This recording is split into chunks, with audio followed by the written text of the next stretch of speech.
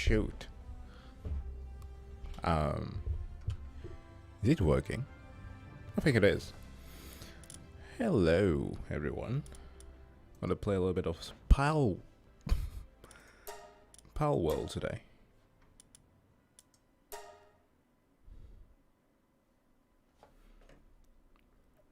Let me adjust a few things here.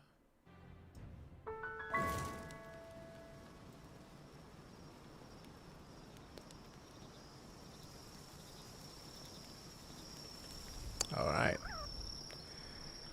Naturally. Bruh.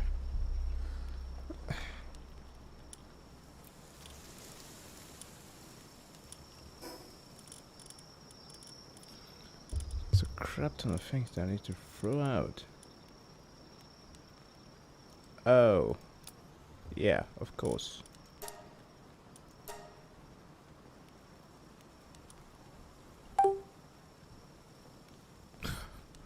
Boom. Let's go.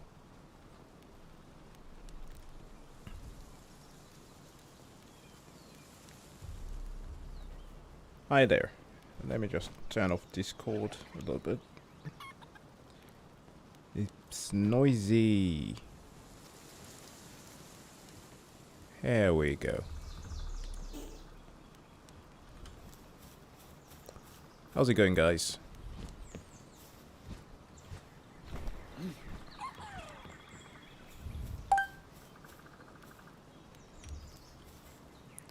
Well, doesn't seem to work.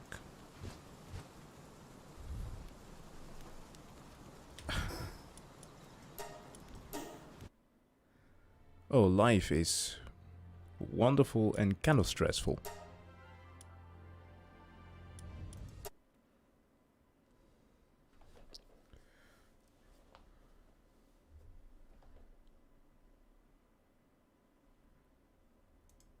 Hold on, I launched the game again. Well, life is nice. Kind of busy. We just, at least I was not personally sick, but my girlfriend and my daughter was, so they got better. But yeah, a lot of stress there still. Having to take care while they were sick, you know. Additionally, my girl has some tattoos that she wants to have removed, so that took some time. And yeah, a lot of things been going on this week. But we're here to... Oh, shoot. Play some Palworld. This isn't quite the interesting game. I was not expecting to have so much fun with this.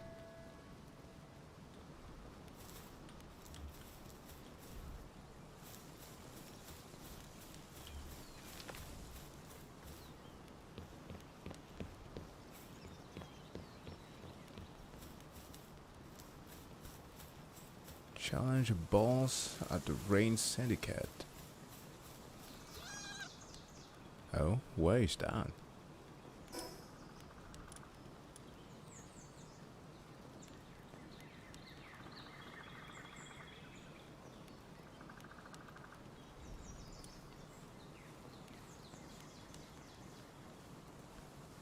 A 3D Pokemon is nice. Well, they did try. Nintendo, that is.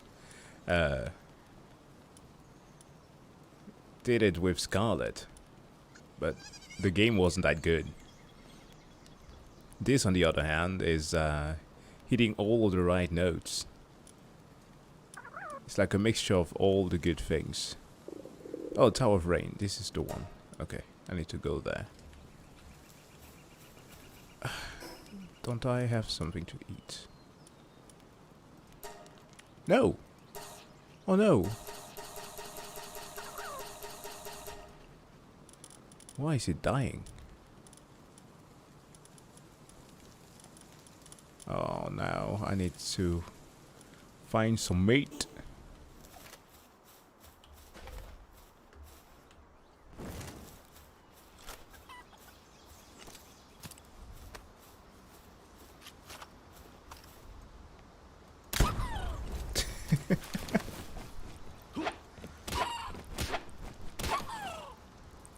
And of course you can kill the Pokemon.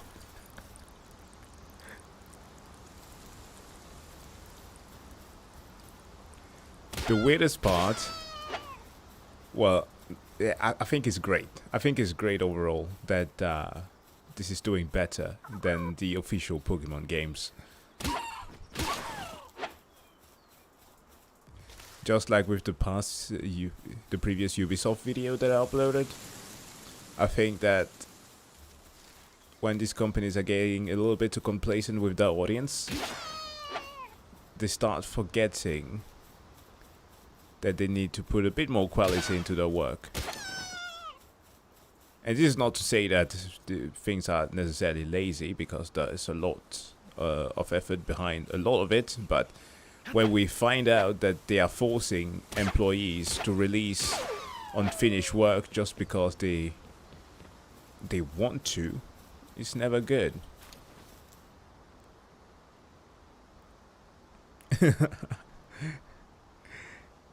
It's crazy about the whole animal cruelty. Oh my god, what the...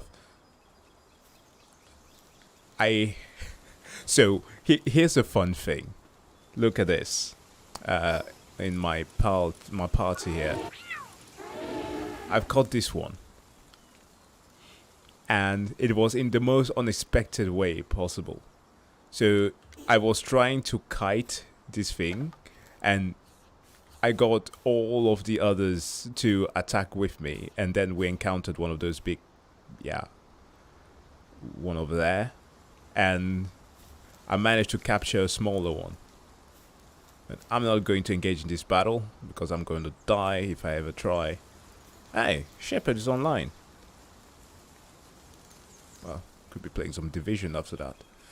Or after this, but alright. Let me see. I need to find...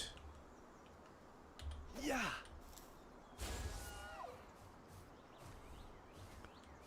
Dude, I got this also. I fucking love this game, man. Yep. Wait, hold on. And I got a harness.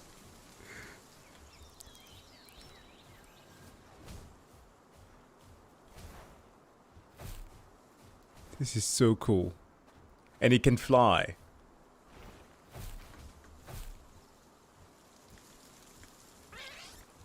Man. It's literally the dream.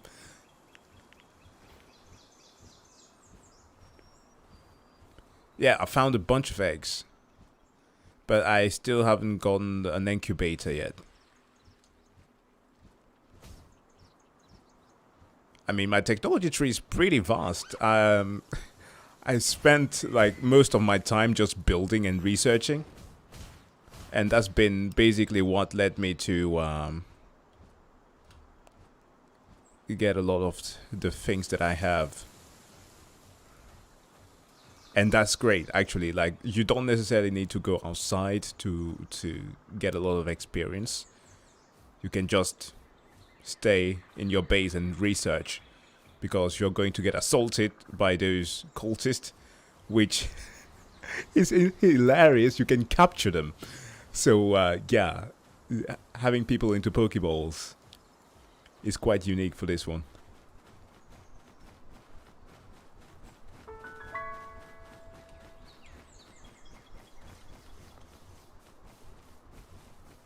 Wait, haven't I? No. Okay. Okay, I found this before.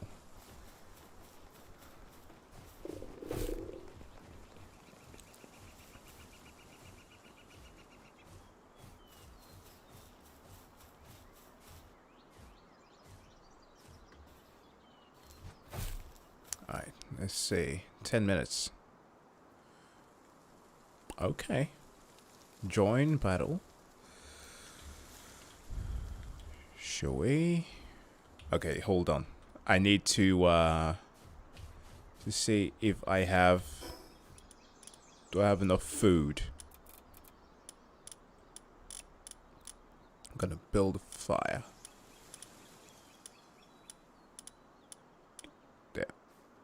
Ah, come on, wood. I left everything on my base, but I guess I can go over here.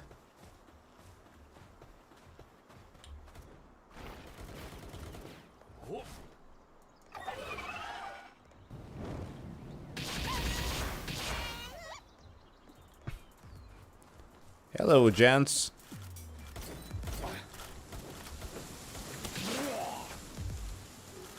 I feel like this is what Pokemon would be like if Giovanni, the leader of Team Rocket, actually got his way.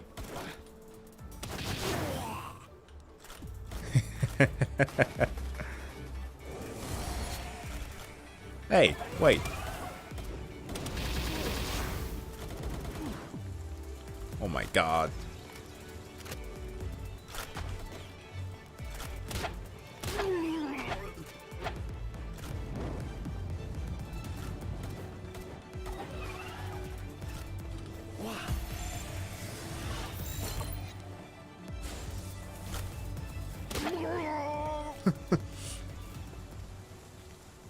Aww, it's dying.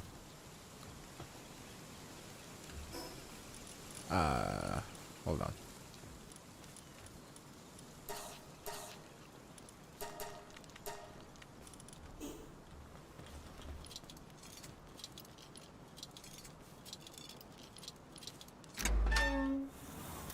If I will try, I've tried playing Project Zomboid. I haven't gotten far in any of my survival attempts. Hold on. Let me see. How much time do I have here? Project. Wait. Wow. What the fuck? It's going too fast. I've played it for 4 hours. I uninstalled the game. I kept dying, okay? I should... It's one of the few times when I've rage quit in a game. I should get back to it though. It's on my backlog of games that I have yet to finish.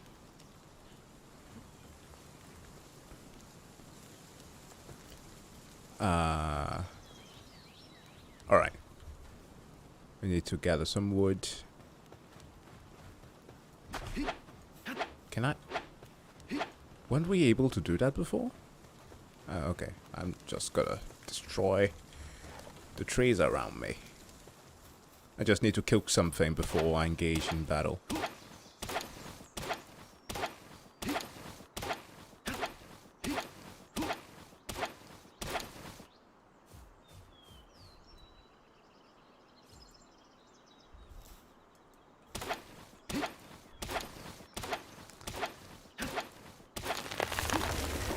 I want to be like I want to believe that Team Rocket actually has access to that type of weaponry. They must.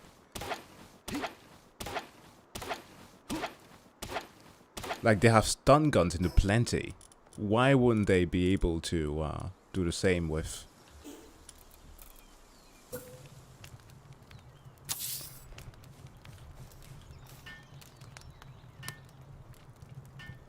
With like normal guns.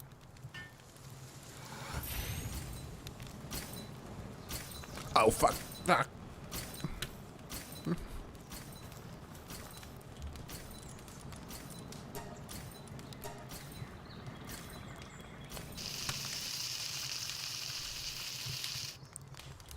And also one step further than Monster Hunter. And one of the things that I don't like about this game, the glitches. Like, what the hell? I understand it's still early access, but my god. Ugh. It's annoying. Okay, anyways, I think I can handle this.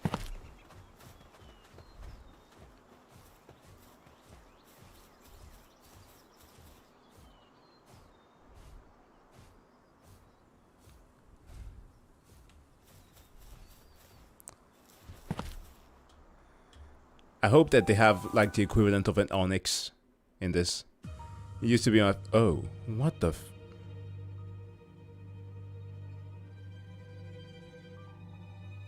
I beg the pardon?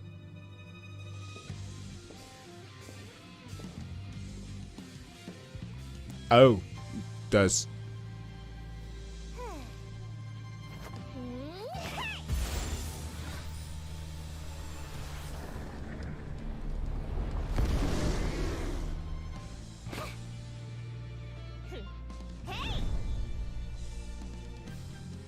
Miss Griswold. Oh, okay. So it's kind of like some Genshin Impact kind of moment here.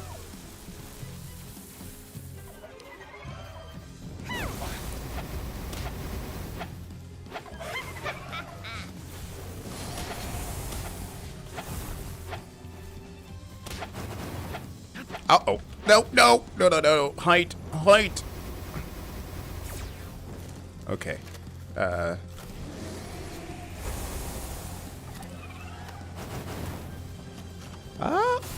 No. Okay, damn, the musket is effective.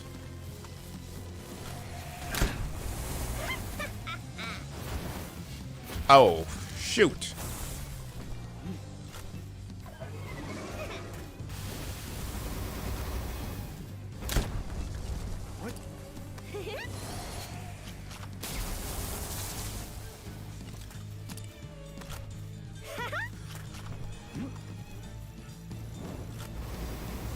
Mobility for days. Uh-oh. What? It jams sometime. Armor damaged. Okay. My pal team is hungry. Sure. Where do I have some food? I can drug him. There we go. I'm gonna change pal.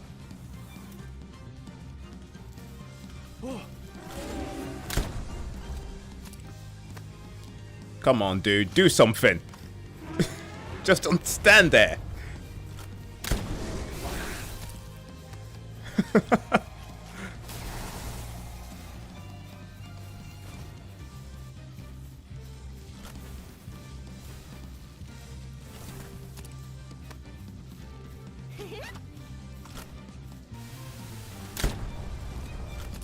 Oh, we're winning this. I wonder if I can capture this thing. Oh, well, 0% chance, sure.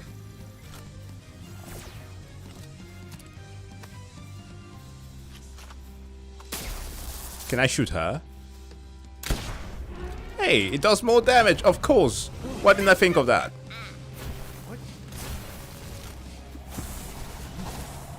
Attack the trainer instead of attacking the Pokemon.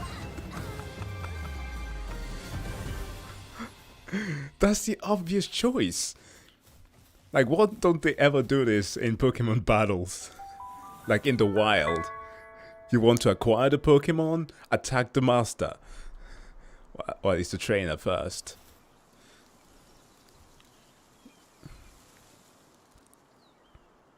There's a glitch that allows me to catch it? Oh no. Man, you should have said that before. Well, okay, there was a 10-minute timer, wasn't there? So I guess I can try it again. But that's fine. We got an achievement and we beat a boss. So that's more XP for me. And I can increase my stats.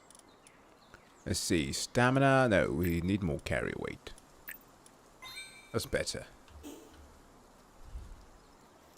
If you attack the trainer with moves, you said. Nothing they could do. Oh. Well, well. I need to return to base. I am hungry AF.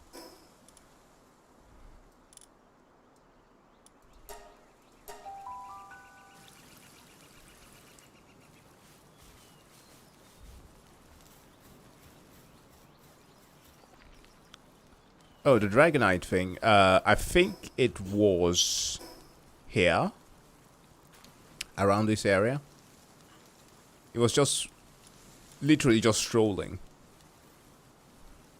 I got the pink king. Wow, what a stupid name. In that same place. Let me see. He's actually pretty cool looking. Yeah. Look at him. Oh my god. Now that's cute.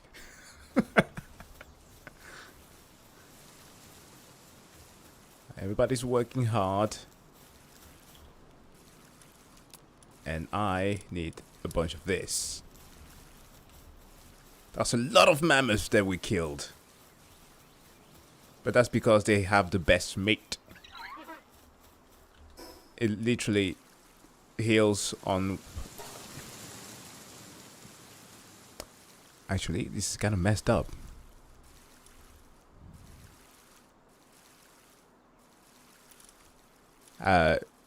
The thing is, what I'm fitting in right now is his own kin. Yeah. Mamoref, how do you taste?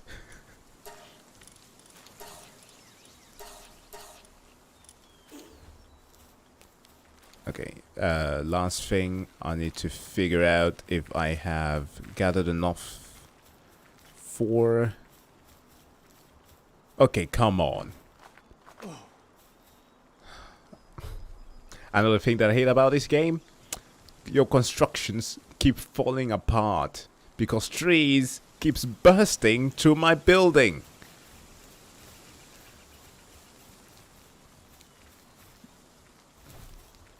Everything has durability. And yes, I've encountered this in other games, but it doesn't make it less annoying. Repair. Repair, repair.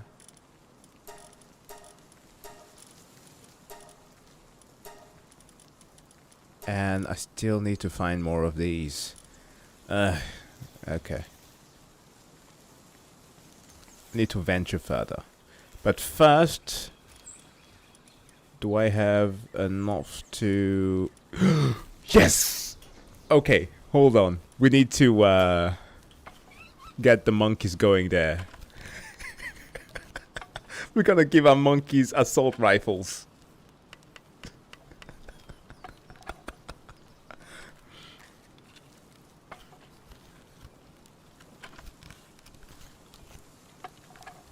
Oh my god.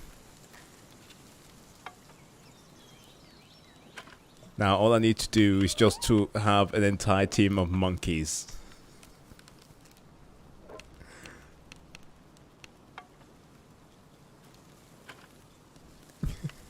Greatly. Greatly from Genshin became an environmental activist. Yeah, I could see that.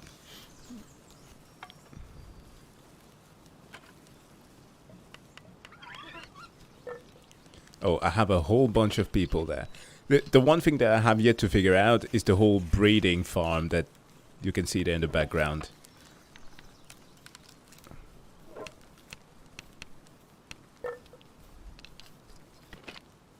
It's ridiculous. Okay. Hold on. Let's go outside and see some of them. Can I this little fella here. You come with me.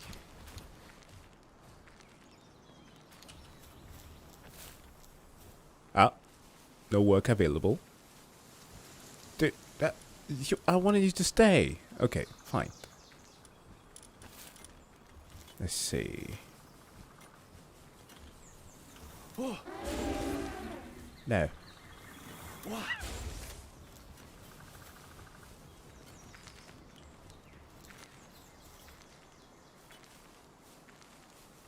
Wait, what?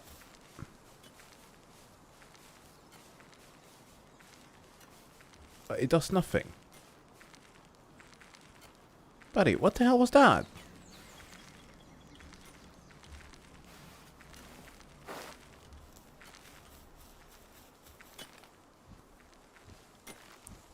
maybe I need to get him on the battlefield, or... Yeah, that's very cute, but... Oh, boy. Well, that was a whole load of nothing.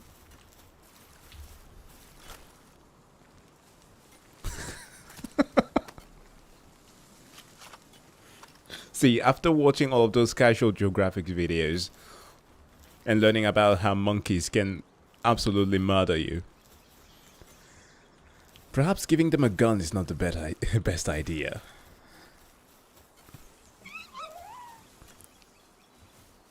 Yeah, I actually think that will be the case, putting it out in combat.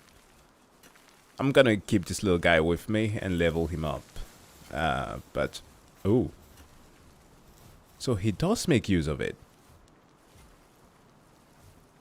Silly eel thing. Okay, what's the next mission before I can upgrade? I need to build a cooking pot. And the cooking pot requires what exactly? I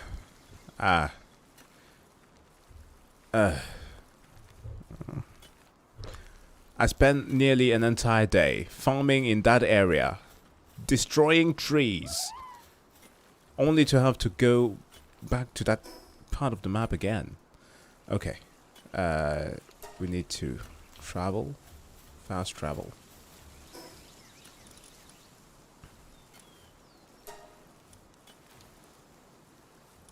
Wait, is this the 23? I can kill that. Okay, we're getting this one first.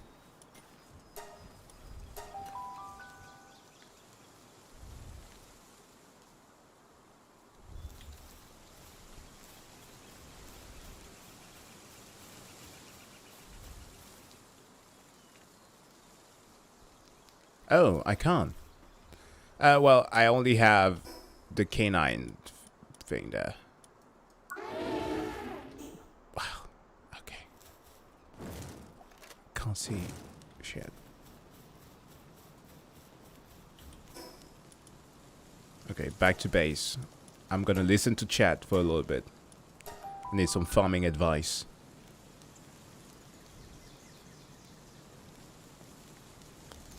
I know, I got a recipe from like a random merchant that was passing by. And I went looking for the Pokemon that has some of the things. And actually, I think I bought one of the pieces that was needed for it from his shop. And that was basically it. Okay, so you're saying that I can farm the flame organ? How?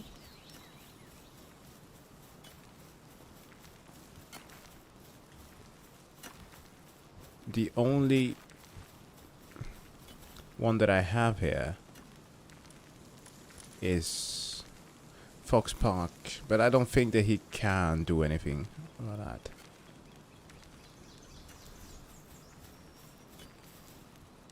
Okay, is there a way to create those things? Immersion farm? I mean, I wish.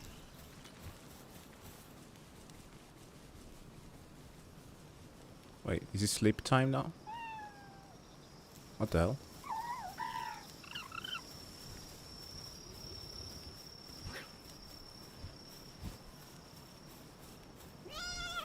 Oh, a polyphop bell. Okay, I see. Well, then I can just go out to the field then and just do it on my own. Yeah, I will have to set it up later. First, let's explore some more. There's some parts of the island that I haven't visited yet. Oh, sorry. That went far.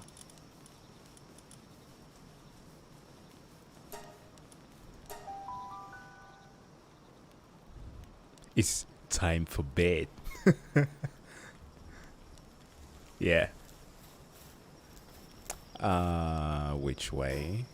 This way. Oh, no. I have a better idea. We're gonna use a big boy.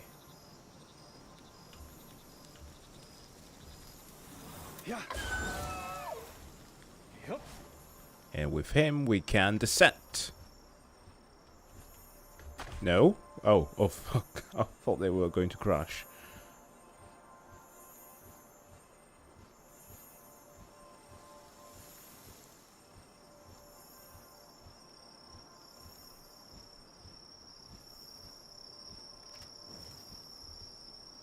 Yeah, kind of flying blind a little bit here. Let's follow the flame.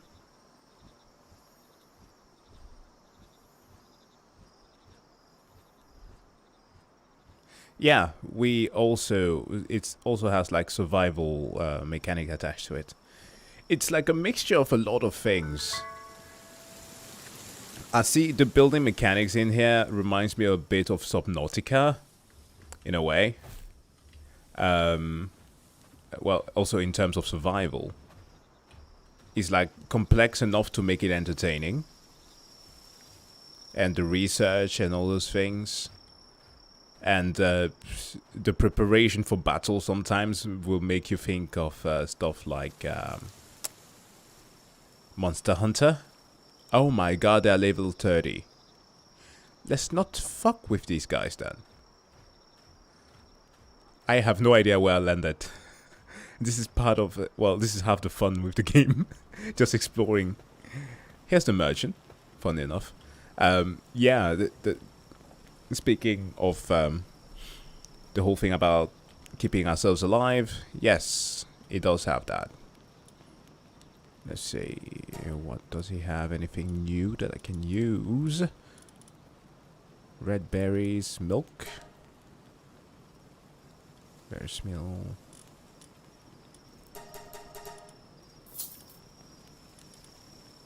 Yeah, he has these. Good. And can we get more?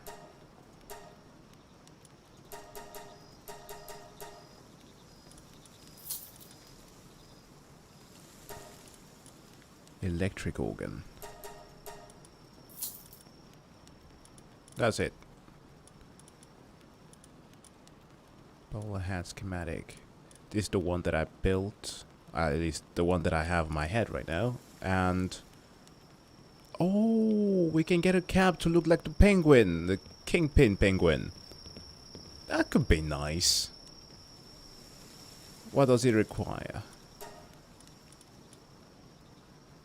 Gonna spend my last penny on it. Yeah, why not? We make our own cosmetics.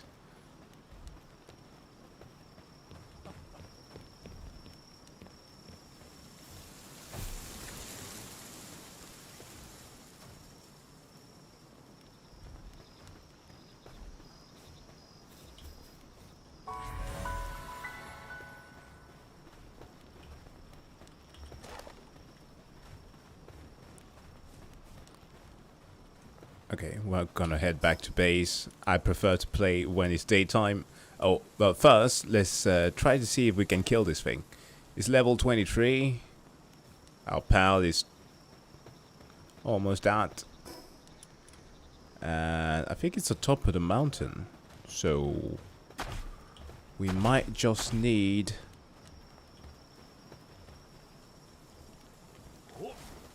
to fly up there. Ascend, please.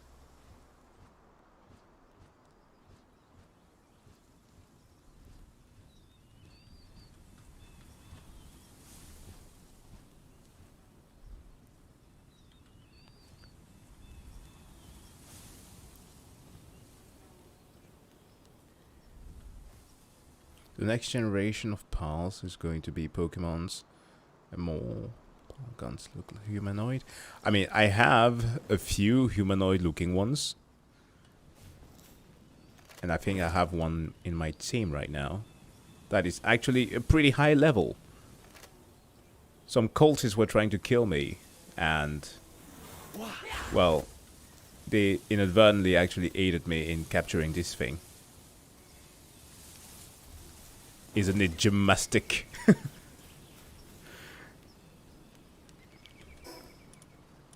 Okay, it's this way.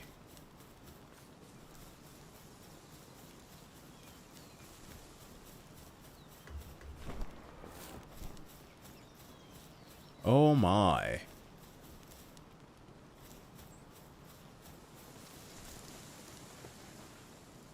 Whew. Do you think that I can take this thing down? I'm gonna try, but I can't guarantee anything. Okay, okay, it's possible.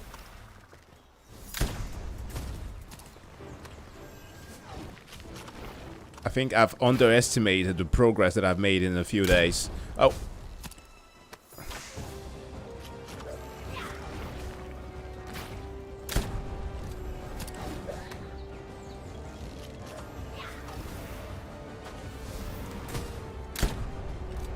Welcome to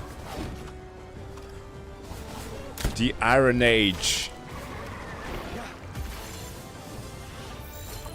We use flintlocks.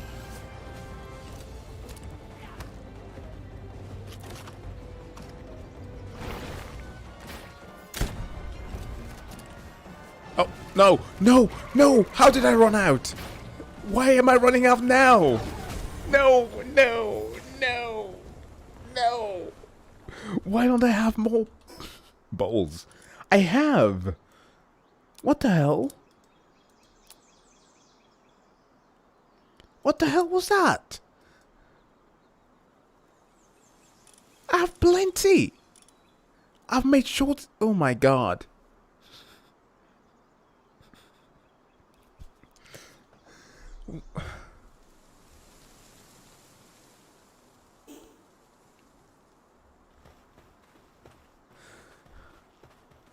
That was so stupid. I was trying to capture it. I'm so sorry. I didn't mean to kill you. Oh man. I know, I know. It's literally the first time that I actually have to do it like fast hand. I always carried enough.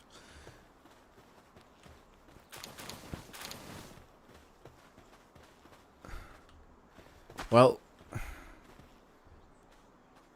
gonna use the Gigasphere this time.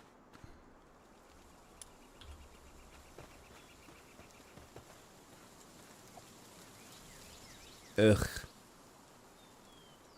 That was disappointing. And this isn't like Baldur's Gate where you can just roll back. Or saves come.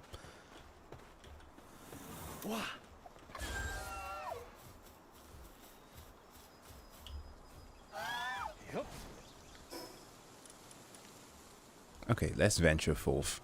I am disappointed in myself. Was that a walrus puppy? Or a chicken? Both. Or yes is the answer.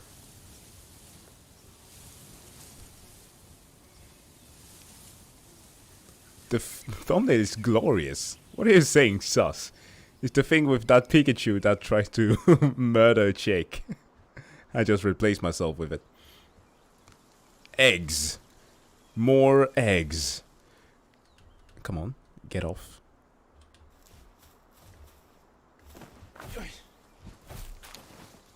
Nice.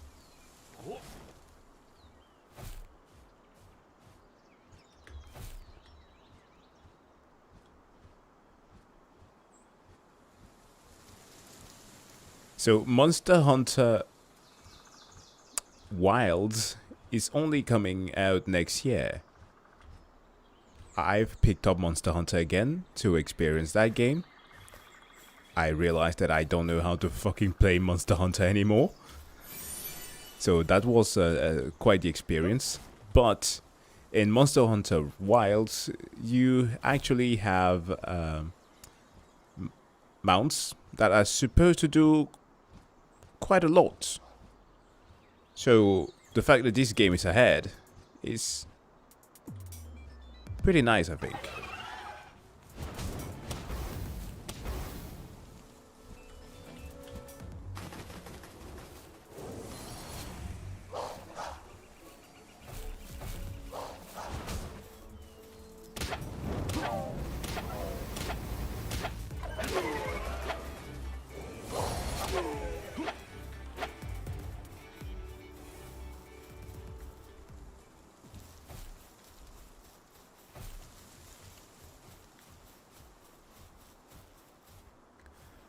How big it hold on.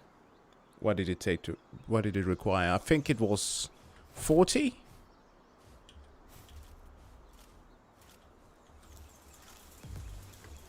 It isn't massive. That's one of the benefits of I guess running on Unreal. What? Okay, what's going on here? Are they shooting to walls?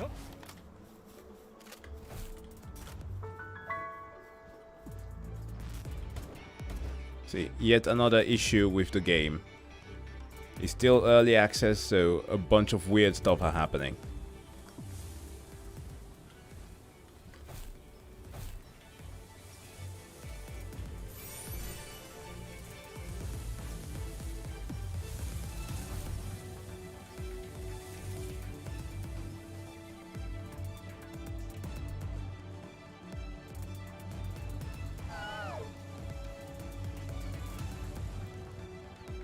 No, it's nice. I love it when newer titles are compressed enough and don't require that much. It's in the same manner that that bloody thing, Hitman 3, at least the Hitman series before they decided to compress it, was absolutely massive. And I get it, it's also a big game with massive levels, yet I don't think that it was necessary to be that big.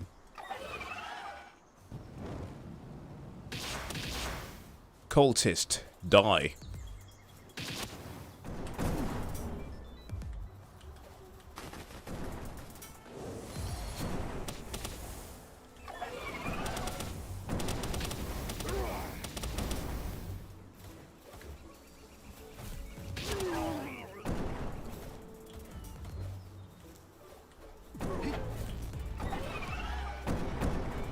Whoa! Okay, okay, well.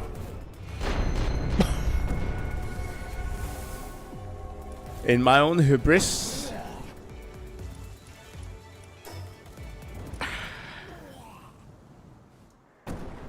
Yeah. That was dumb. Come on. I have to go all the way.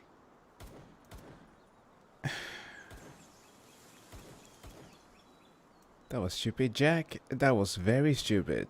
Why did I get off the mount? Which way shorter? Let's try this one.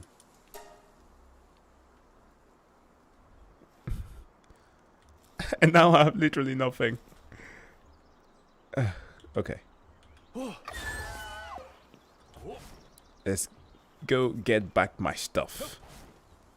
Well, at least I can see my house from over here.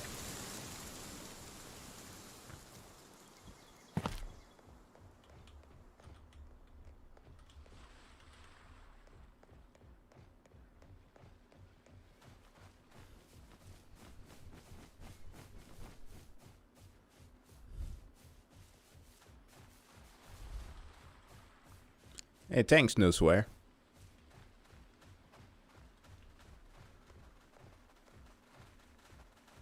I'm glad that you all subbed to it. And also thank you, Jacob Andrews, for the 10... Wait, I ran. Oh yeah, sure.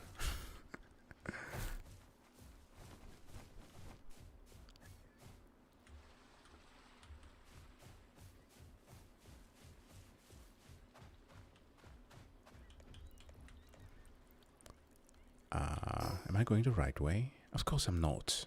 It's literally the opposite.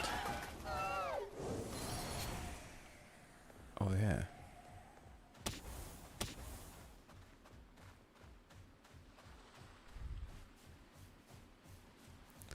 I think that the goal of the devs was to appeal to a wide enough audience, which they succeeded in doing. It has the Fortnite look, at least for the characters, somewhat. You have the Pokemon appeal for the Pokemon fans, who are somewhat, to a weird degree, white knighting for Nintendo at the moment. Like, I understand that some might not like the fact that there is a possibility for copyright infringement of some of the Pokemons here. It has not been proven. It's just a theory, a game theory.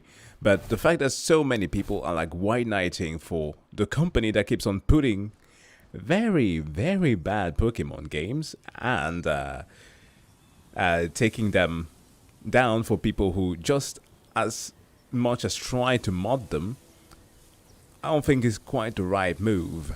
But yeah, it is also targeted towards the Pokemon fans who care for it. And beside that, there is a glowing pony in front of me.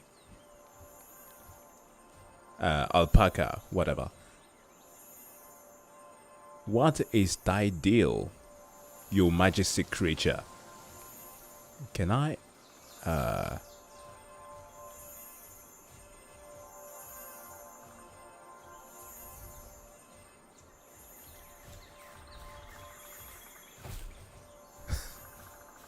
Oh, it's hungry. Oh my god.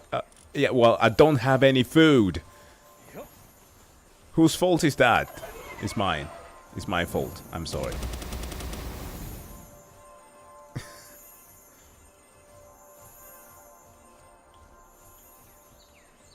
Oh, blue eggs.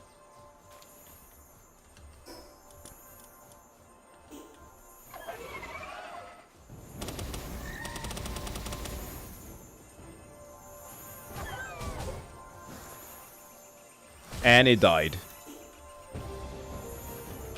And I'm going to die! No! No! No, no, no, no, no, no, no.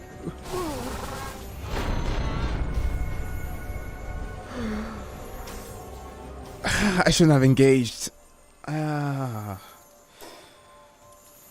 Why does this keep happening to me? Is it so wrong to... Okay, I'm spawning back at my base. Is it so wrong to want things that are not mine? Yeah, of course. Of course I don't have it now that it's stuck in my bag over freaking here. Okay.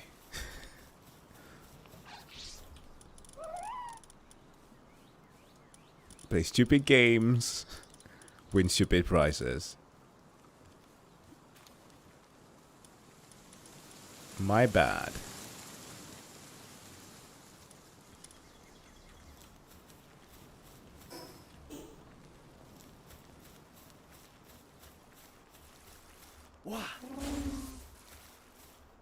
And of course I don't have access to this one. This one can swim. It's Nessie.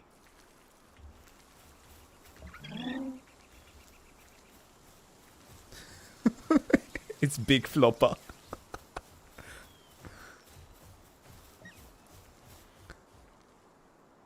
Okay, so I've seen some titles here and there of people calling this slavery simulator. But no, I have yet to try to sell people. And speaking of people, where are they? Oh, I haven't deployed any of them. Oh, yes, I have. One is active. Where are the rest?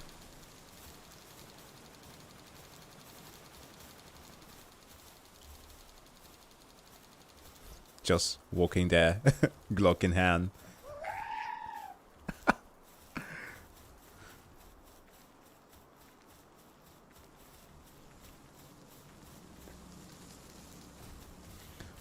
Well, I don't necessarily have to replace them. It's just to make sure that it recovers because I can't use it right now. So it has a 8-minute cooldown before it regains its health.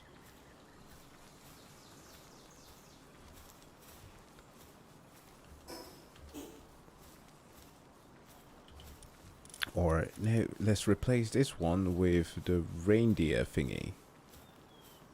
Where is it? There. Good. Now I can fast travel over to the closest location. This is where I died. This is also a place.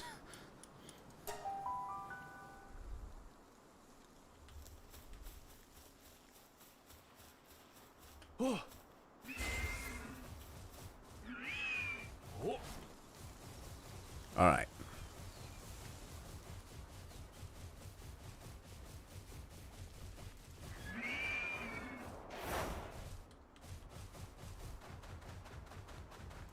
This might just be faster. Oh. Oh, that's just a bird. It looks more special somehow.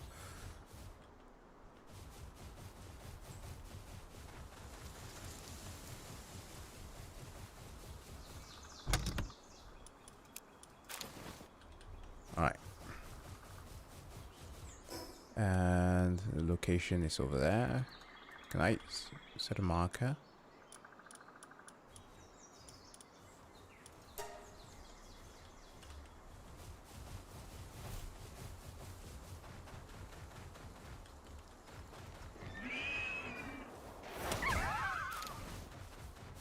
Yeet.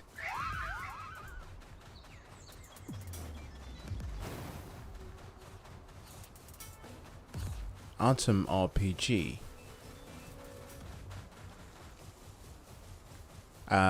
No. I don't know what it is.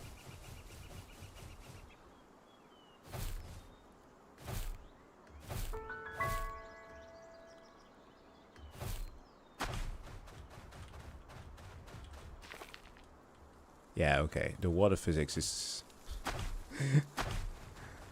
kind of odd.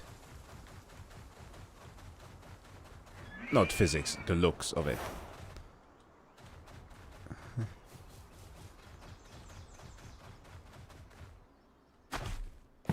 Okay. I need to get off the horse and climb.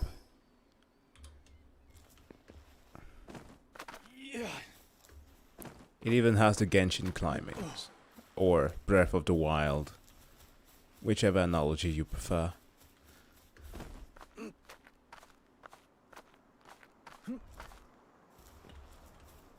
Yes, the mount takes the hit instead of me. That's why it was very stupid that I actually dismounted before.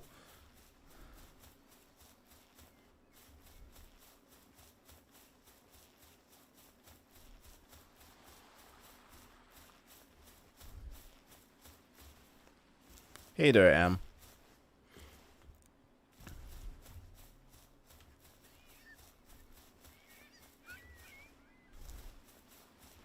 Gonna try to do this a bit more permanently, twice a week.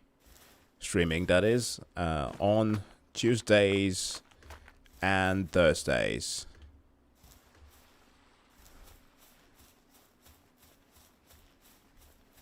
So that you guys at least know what is in store, so that we can schedule it.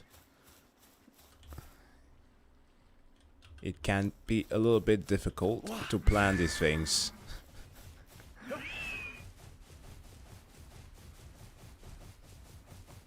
Also, if you will want to play some games with me, that is also a great way to set that up.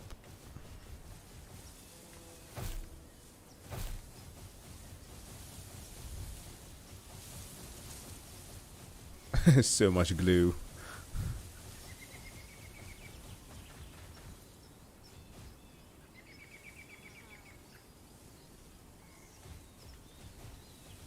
Russian Fallout, but it's a CRPG. Okay.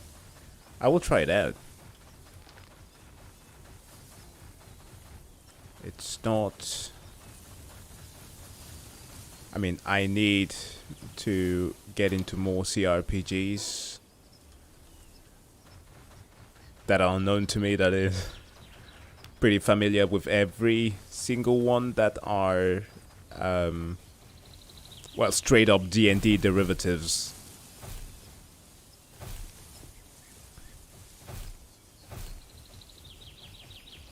There was actually a CRPG that is kind of similar to Disco Elysium that was supposed to be releasing this month, but it got cancelled because the studio, at least the publisher, decided to shut it down. It was like cyberpunk-ish with a lot of the Disco Elysium appeal in the writing. I would have wished that something like that could come out.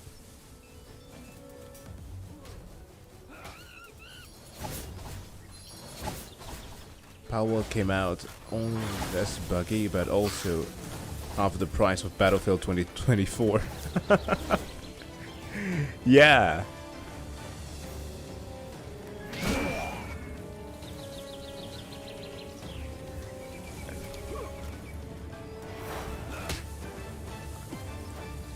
And quite the feat, actually, to be a game that is less buggy than 2024.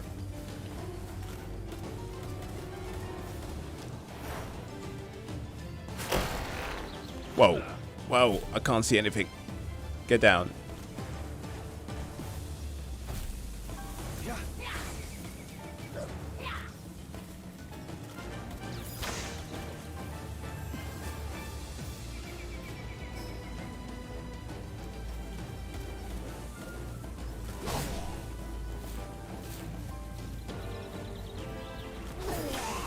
Oof.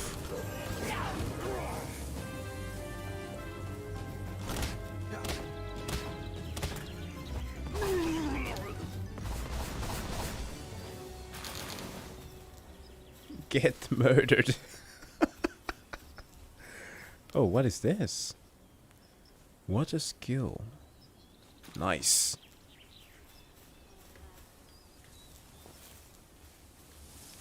Come on. Oh, obviously, I can't take that one out. But yeah, also you can acquire skills by just collecting fruits in the wild. Can you swear in chat? No. I think I kept it at like default settings. It's visible to me, but not to the rest of you.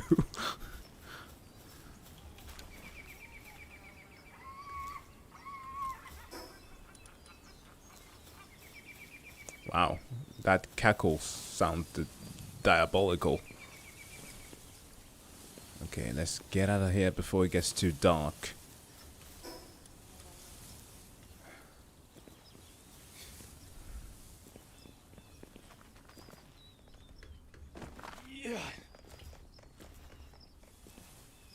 Hey there from our southern neighbors from Germany.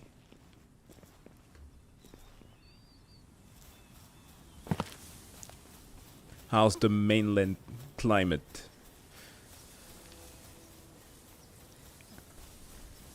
I'm saying that because we're experiencing quite the annoying winter in Denmark. So mainland weather should be a bit more favorable.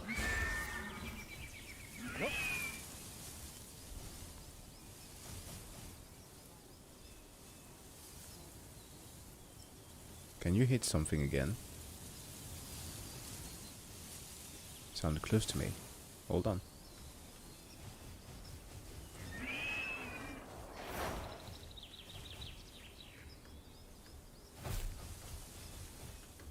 Just a moment.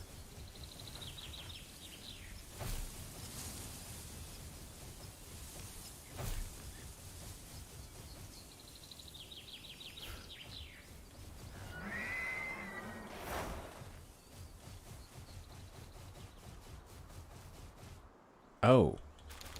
Just random items lying there. Cool.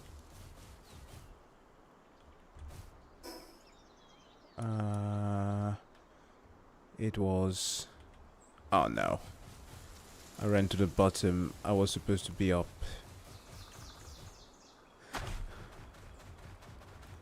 Oh. It's tall enough. Great.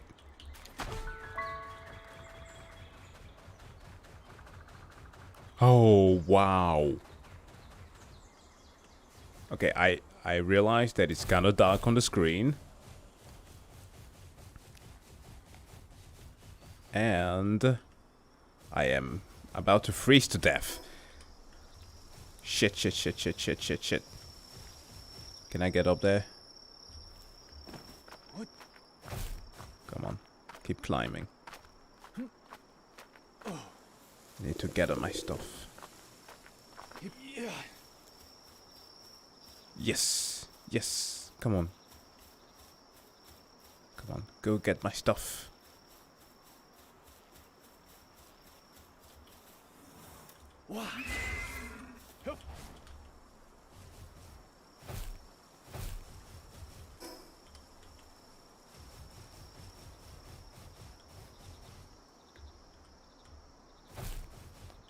Oh, thank God. Okay, we're good.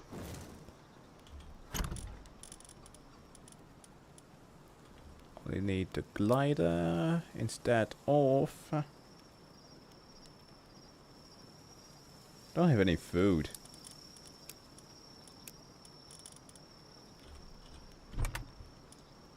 Okay.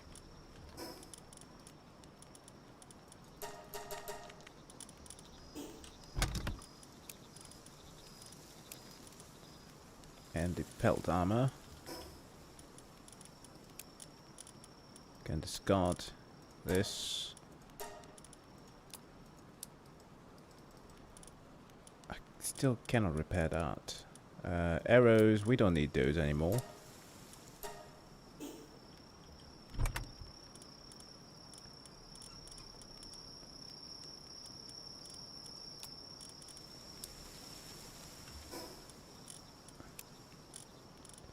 Actually, I can throw these out. I have a spare. And finally, milk and pickaxe.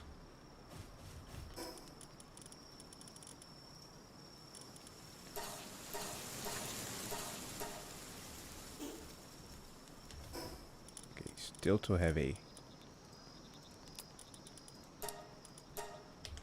Good.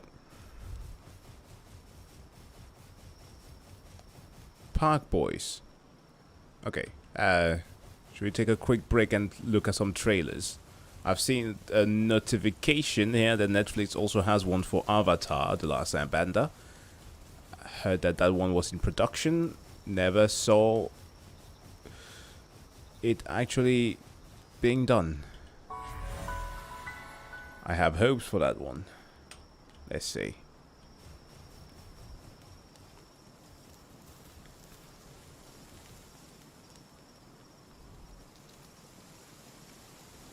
Yeah. Those phone screens are a bit better when it comes to that. I like it. Why are those animals need skills and handling weapons? Why? I mean, because you have to teach them, right?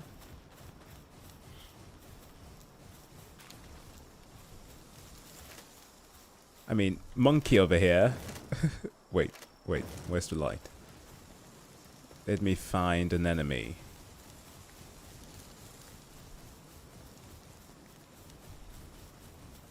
Any pal out there want to have a taste of an assault rifle? We are very American here.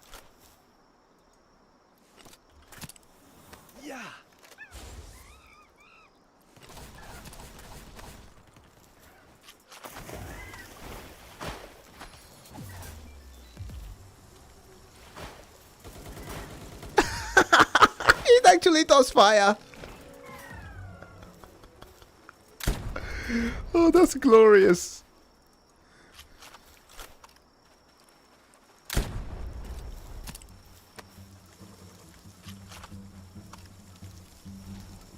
Wait.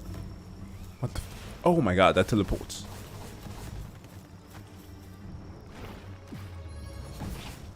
I mean, it already has the leaves ability. And then, in addition, with an assault rifle.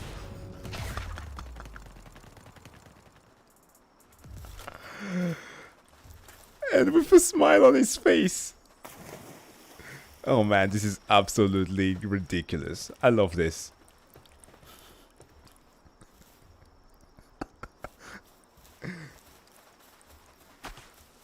It's like watching the satire of a mid-canyon cartoon. Just without it being like visually disturbing.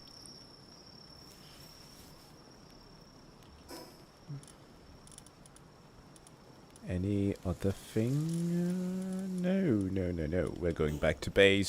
Somebody needs to eat something.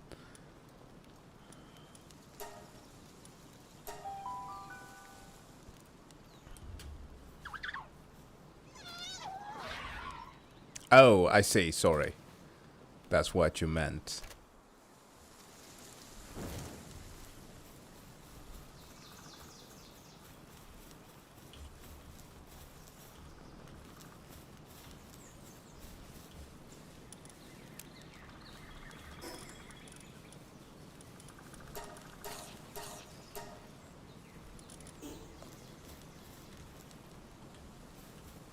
Okay.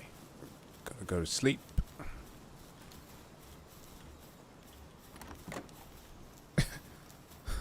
On this bed covered in trees.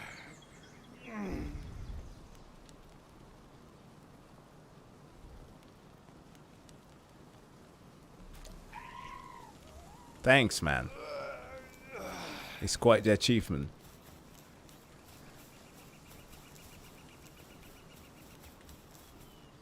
So, this is my personal space. What are you doing in here? My chambers, okay?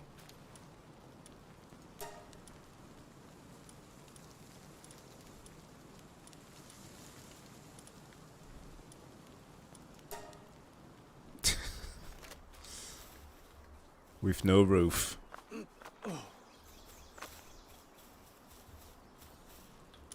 Okay, let's put some roofing on this. And after that, we go try to collect more bosses.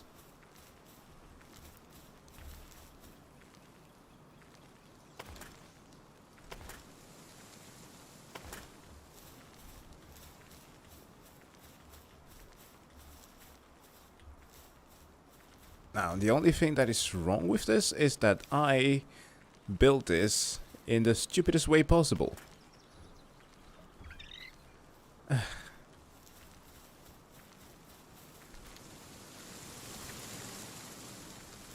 This is on purpose.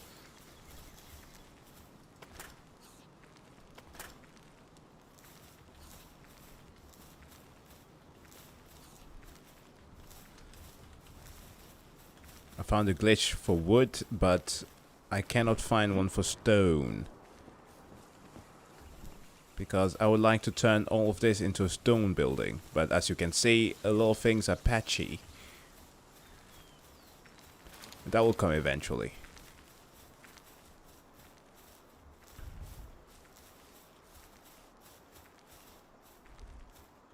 Thanks, Dissolution.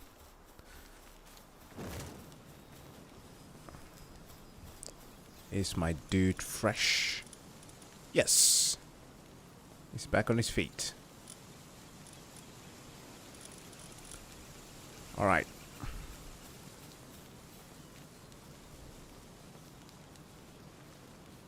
You should just build on top of a roof. Yeah, on your wooden roof structure.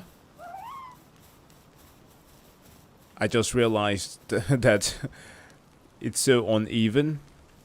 So before you actually build something, find the right location. And also take into account this thing here. It needs to be placed in the right range so that you can build around it. I decided to put it in the far corner.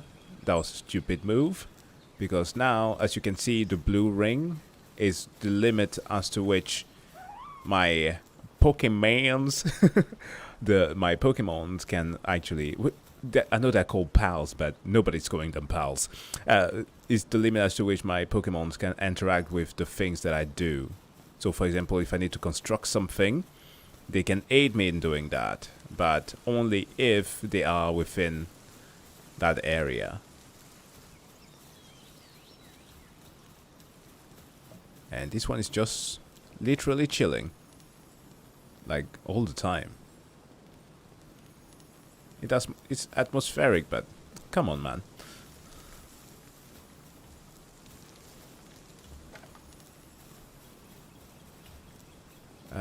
Pet Pals is starving. Who's starving? Oh, we did level up, so some technology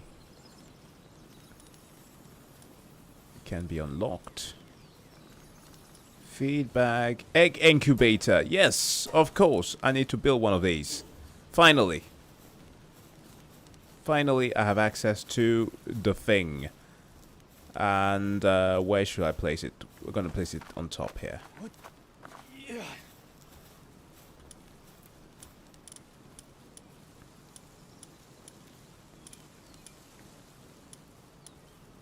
Where is it? There.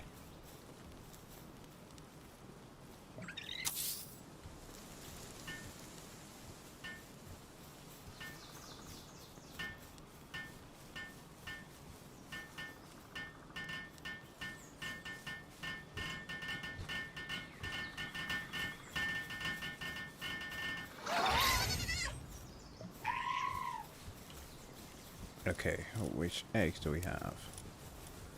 Blue egg. Something swims within. The large dark egg. Let's exchange this one instead.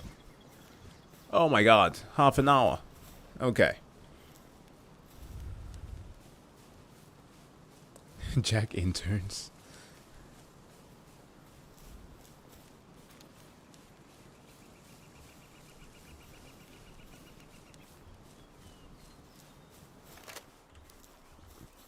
No, you can build basically anything. Just take into account, yeah, if it actually has something to stand on. This one did not exactly have that, so I tried different methods to keep it standing. I actually want to have something over the cliff, but because I've done that in, I think it was Raft. Yeah. Another game from Coffee Stain Studio, the ones who've made Satisfactory and what else have they made? The mining game. Jesus Christ, why can't I remember its name? I haven't played it in months. Deep Rock Galactic, yeah. Yeah, in that game you can also build things that actually look like this. So yeah, as I said before, there's an appeal to a bunch of games in this, and because it's like a wonderful mixture of different things that don't always work exactly, but just enough to make it interesting, I think this has great potential. Yes, that is indeed a flintlock. I need to get to the point in my tech tree where I can have access to guns, like real guns. Not Civil War era guns.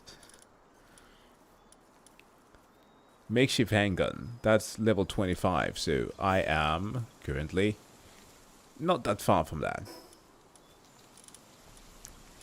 4 levels. We'll get there. And my makeshift gate is ridiculously bad, but we don't talk about it. And I don't have enough pal spirits. Okay. Where are we heading now?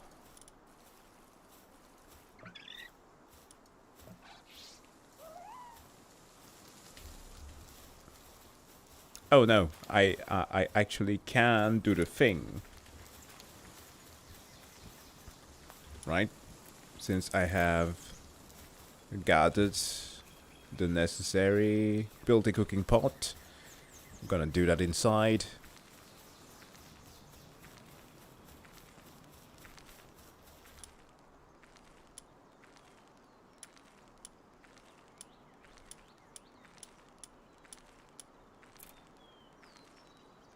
No, heater, cooking pot.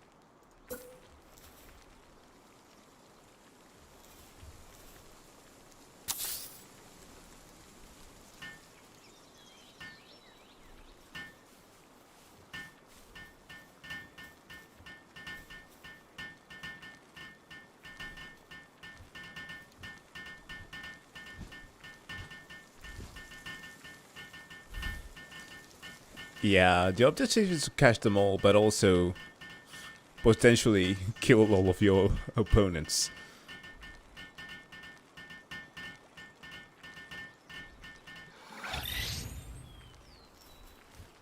Hi MK, I'm doing great.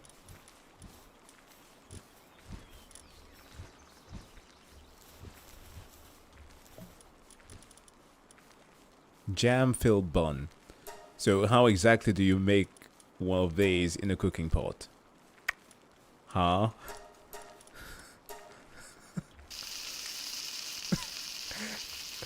And yeah, one of the things that I don't like about this that perhaps they could have added additional animations for cooking.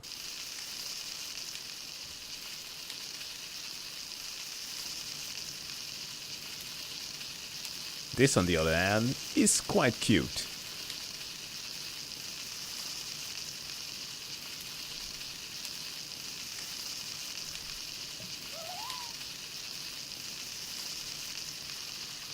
Yeah, they need to allow us to do that. Because you can either just dismantle it and build a new one, or just not have one at all. But that doesn't serve any purpose.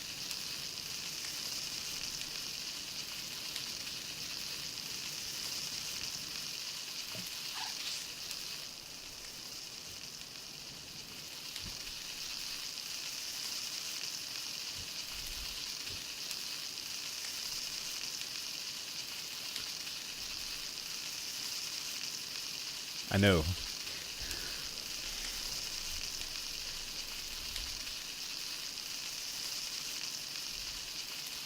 What will my ideal game be if budgets and it wasn't an issue? My ideal game. Wow. I've had a bunch of ideas in the past about good and interesting games to make. It's like a synergy of a bunch of titles that will have to melt together. I was one of the few individuals who was way too invested in Cyberpunk 2077 when that game came out. We've talked about this on stream before, but as that game came out, I was part of like the many who like partook in like lore talks and stuff like that.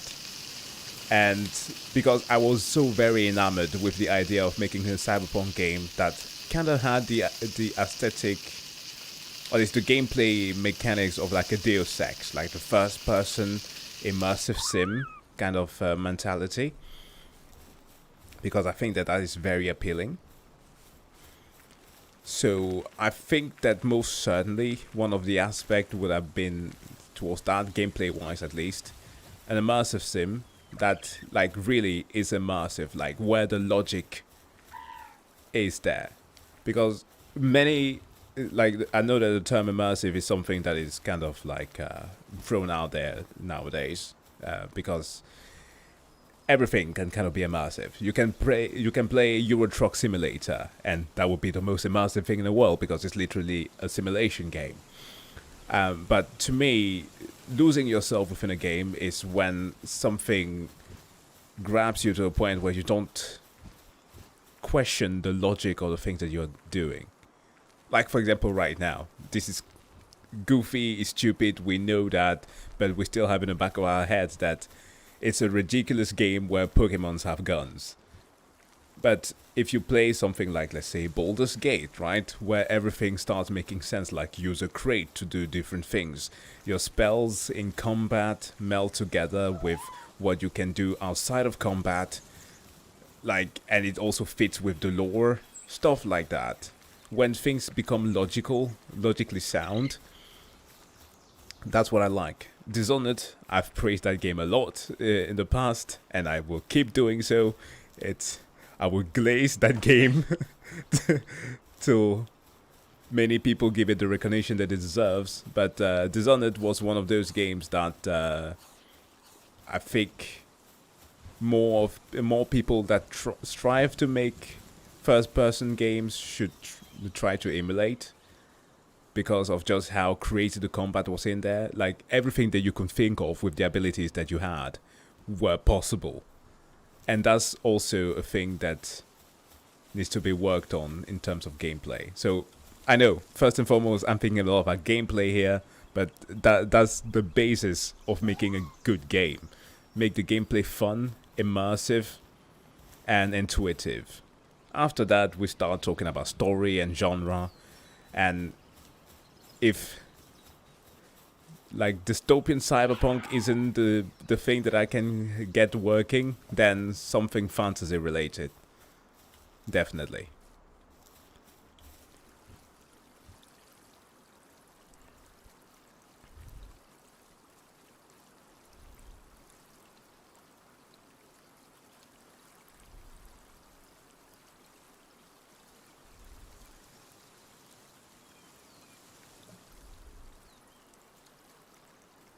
Hi there, Astral.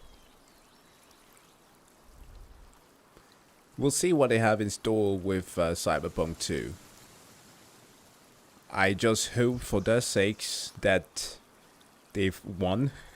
Don't come onto stage like Sean Murray did during the Game Awards and goes like, we have something all new, innovative, something that you've never seen before, and start overhyping things again, because everybody will start pointing the finger at them.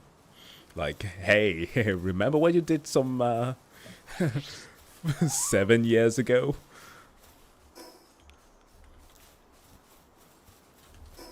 Okay, let's feed the team. But what they put, I think, if I were to be playing Cyberpunk with 2024 goggles only, it would have been a perfect game. There's so much there that people have not gotten to experience in terms of the story, the deeper lore implications. Like, I keep on finding new things every single time that I boot that game. So, yeah, it's definitely worth it. But also, they're shifting engine to Unreal 5 too, so that game might be taking a bit more time to release then. But also, it might facilitate certain things for them to do. Alright.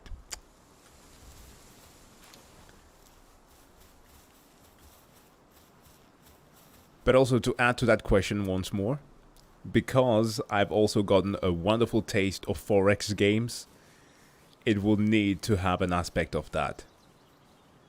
Like, just like what we're seeing right here with Palworld, it's a mixture of a lot of things. If you can make a first-person immersive sim that has, like, on the side, kind of like what they are trying to do with bloody... holy shit, somebody did link this in my Discord. Let me check this real quick. That one video game that is supposed to be what Starfield never did.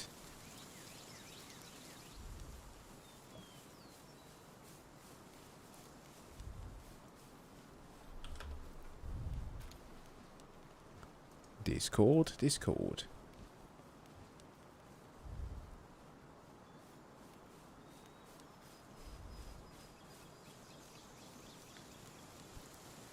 Is Activision Blizzard will ever be good?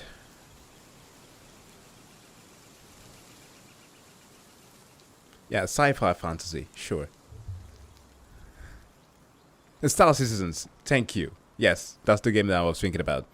I get requests on Discord to do some reactions. I know some of you are here asking why I haven't checked some of them. I actually have planned to do it, but again, kind of busy in the day-to-day. But if we check one of the ones that I received here from Star Citizens, it's this one, I think.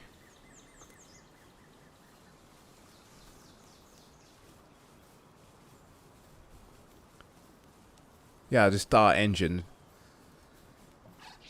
Okay, take a little bit of a break from Palworld real quick to watch. I just shot a Pokemon.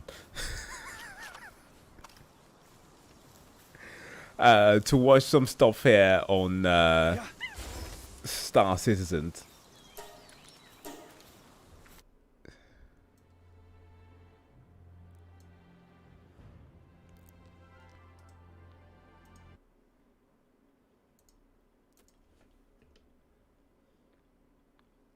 Okay, everything that you're about to see has been captured in engine as one continuous shot without loading screens. Distance between planets has been compressed. Okay, nice.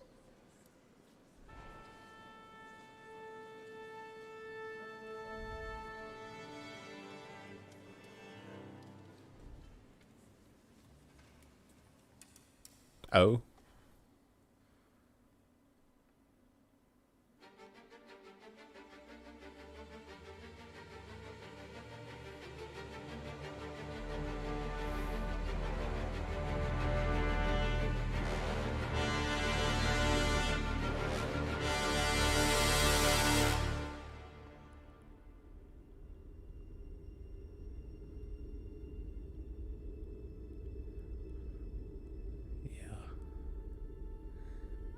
Well, my point before was to have something on the scale of a 4X game.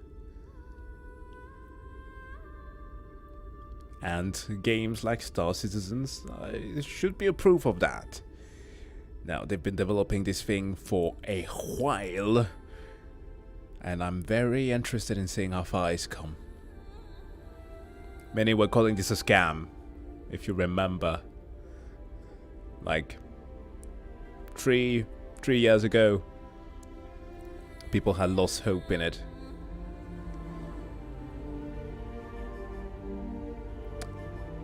Fully explorable planets without loading screens or boundaries.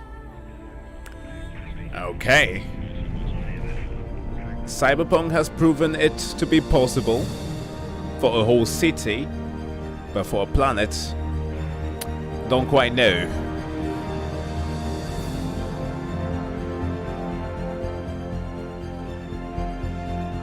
Let's move up a little bit. There.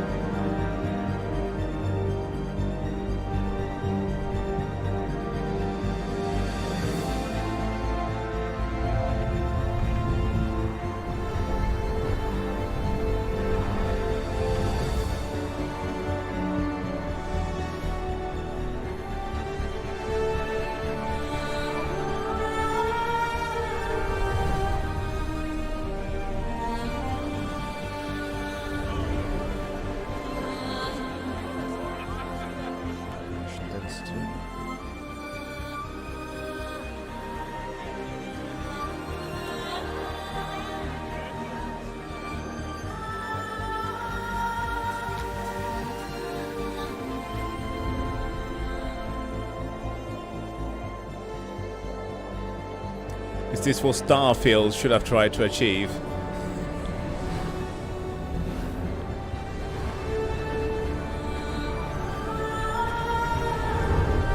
Now, what's interesting about what we're seeing right here is that I've seen gameplay for some YouTubers some time ago that actually did like a montage of the playthrough of Star Citizen, and I shit you not, it actually does look like this in game, but of course way more detailed because this is a continuous shot that perhaps doesn't render all of the assets completely, but still, quite impressive.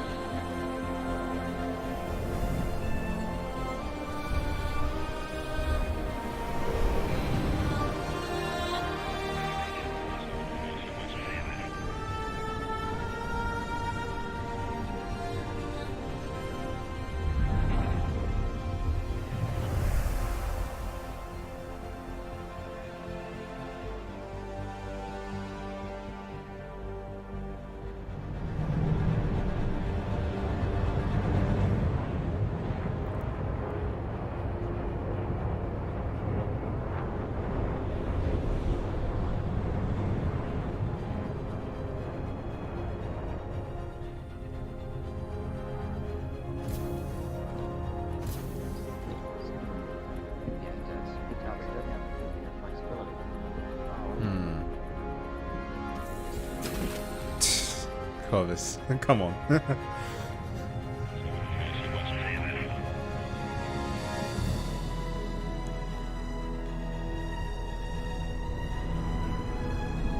Well, with $100 million, they best put out something that is greater than what Insomniac has planned for Spider-Man 3.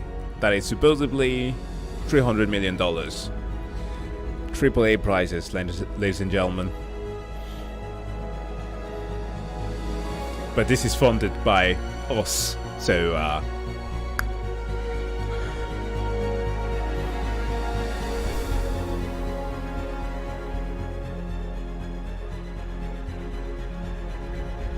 subterranean locations.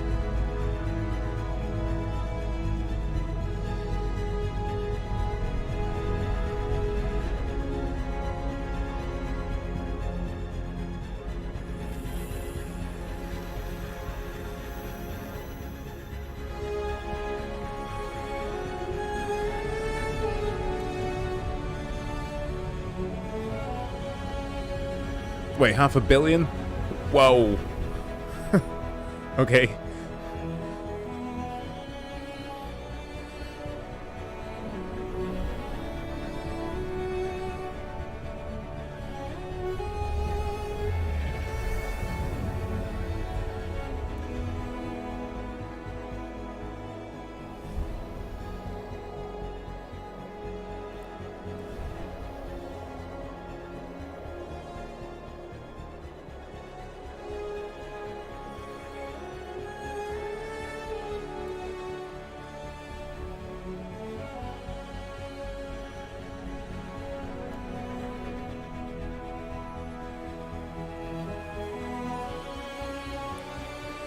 I mean, it's pretty and all, but the thing that I'm actually most impressed by so far is that the score is continuous. I wonder if they're going to keep it up for the full 24 minutes.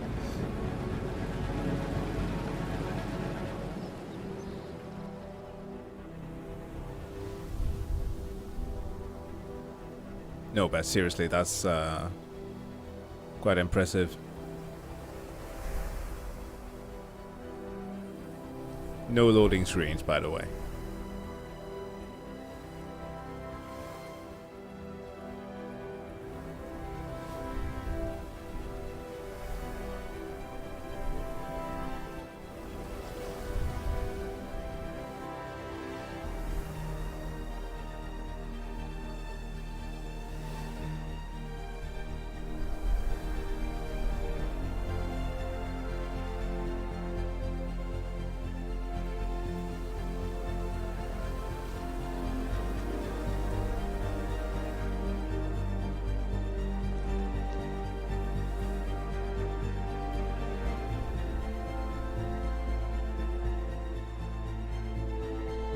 Well, I'm certain that you can find a planet that is completely scorched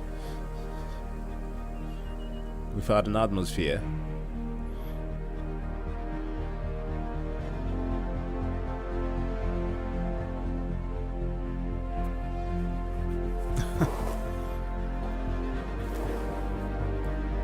Dynamic ecosystem generation for flora and fauna.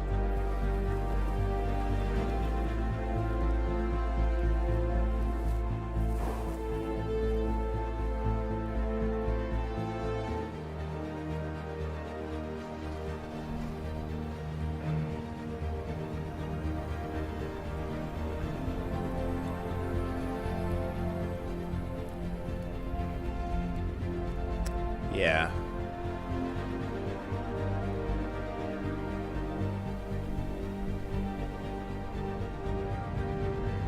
Squadron 42 is out. Build.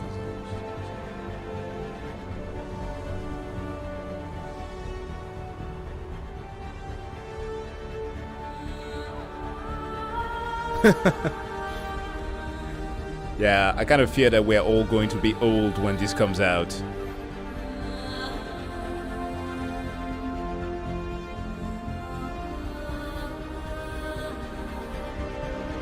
Seamless transition from ground to space. Starfield's cries. Todd Howard is sad.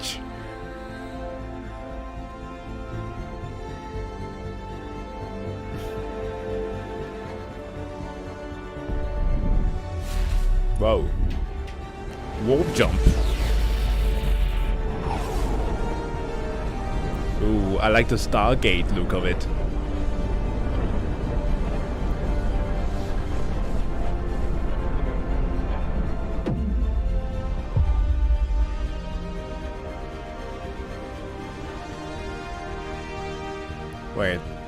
Wait.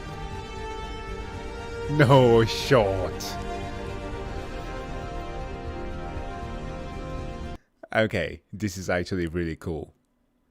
Perhaps it's just because of my, well, physicist brain here, or astrophysicist more specifically, but this is really cool.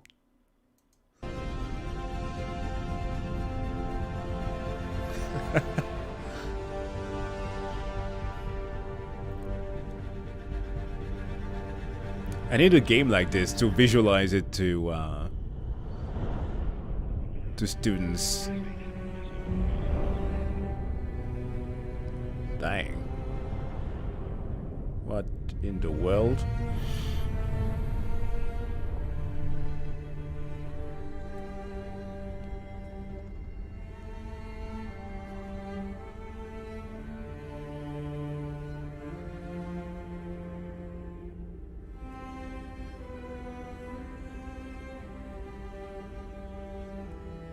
$2012. Damn, dude. 12 years of investment. I don't know if you did it continuously, but...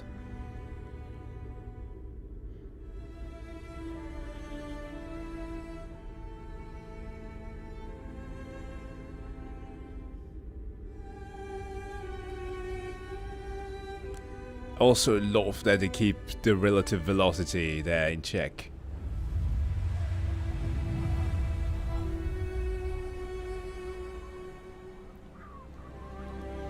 Gonna need an RTX 1590 to play this. Oh, that is so sick!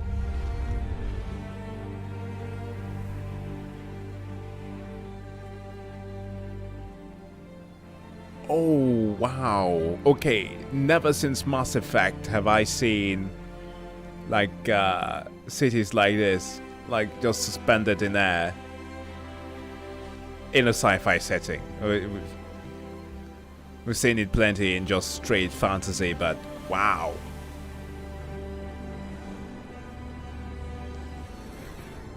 Okay. I can appreciate the visuals.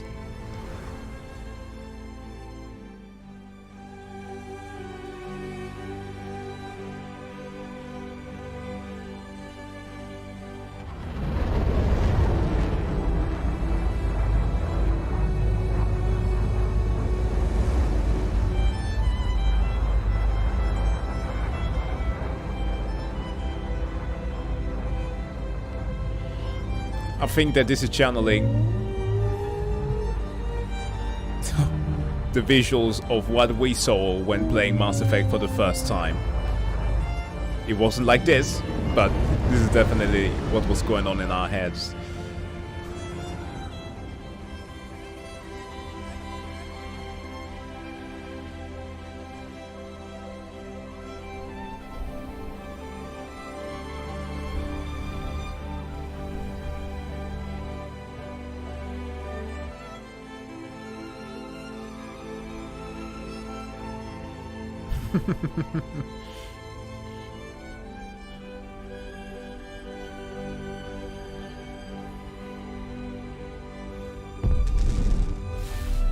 Another jump. Where are we heading this time?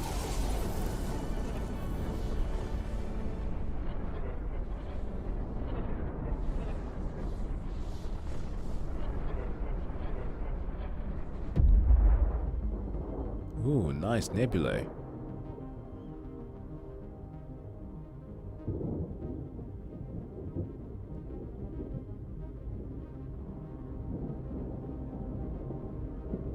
The fact that they created this at all is commendable. I don't know how operational this is going to be. Like, the scale of this is literally like a 4X game. Like, you know, when you're playing anything from Starcom to freaking, which was a good one, to Stars, even Star Sector. Like, the visuals alone, but then having to experience this in third or first person. Wow.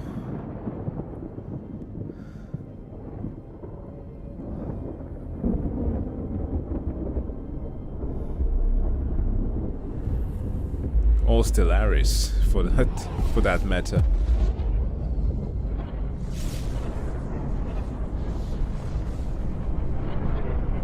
Wait.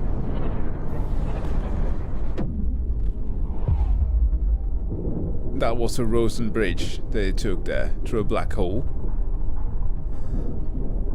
The bending of the light, at least.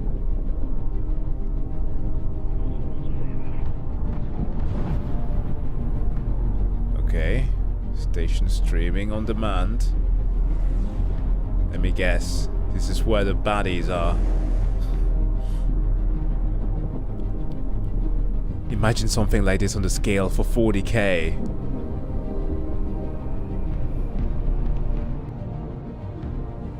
Damn. I want to say that Games Workshop has the money to invest on making a game of this size, but they will never do it. Never.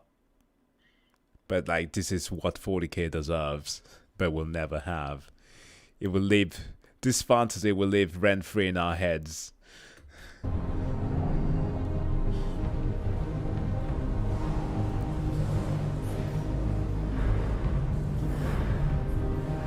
Yeah, we can move a bit further. That it is 24 minutes.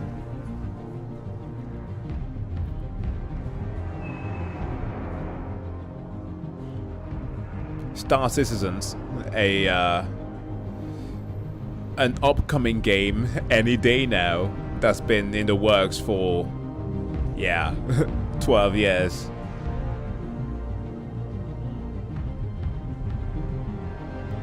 Funded by gamers.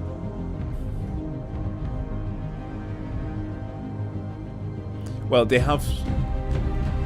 are playable versions of it, or at least a build that is playable out there. Haven't tried it though.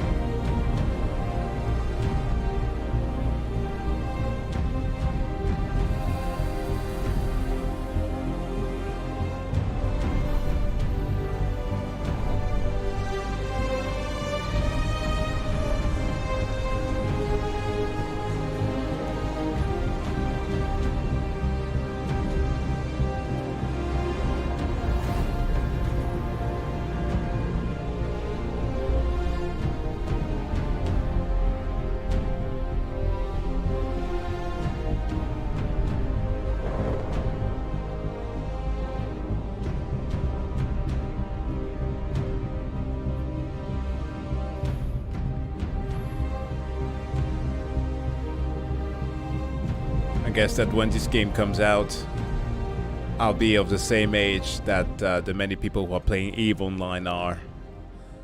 In my 40s or 50s.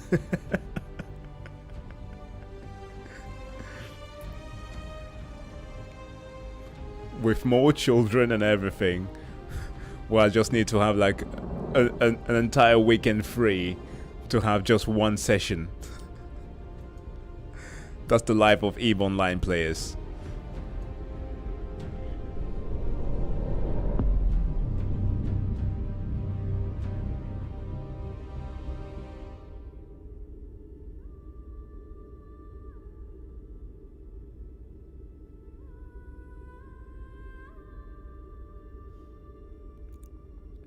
Oh yeah, sure, of course it's worth being suspicious of it. For other gameplays that have been showcased, it's been looking good.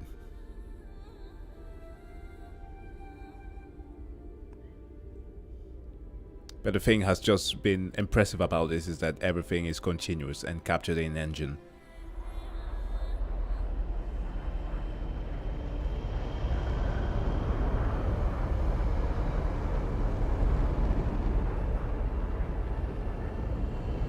I know, right? It does look like a tech demo.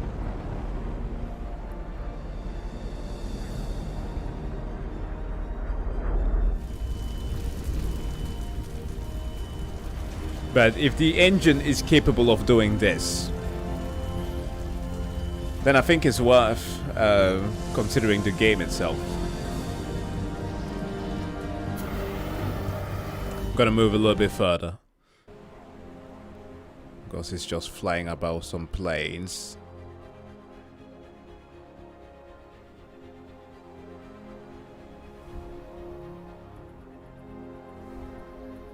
Oh. Let's see.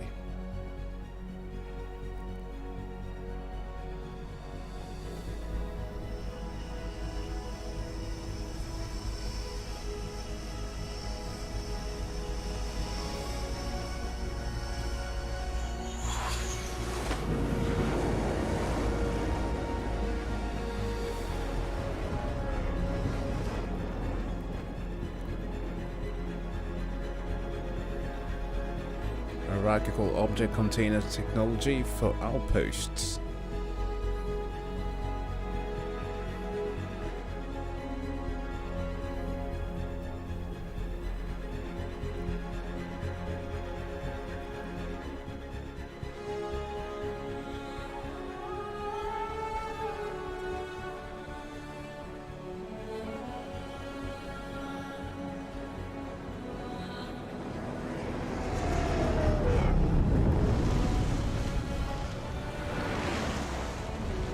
Wait, seriously?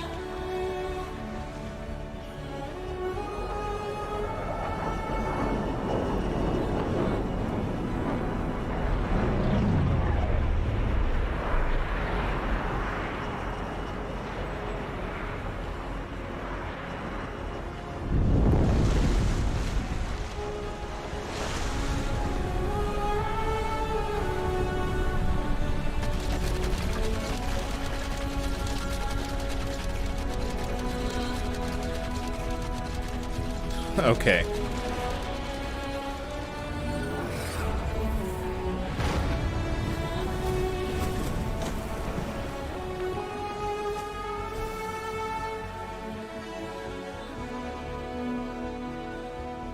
I mean, now I understand a bit more that it took them a decade to build an engine that can do all of this.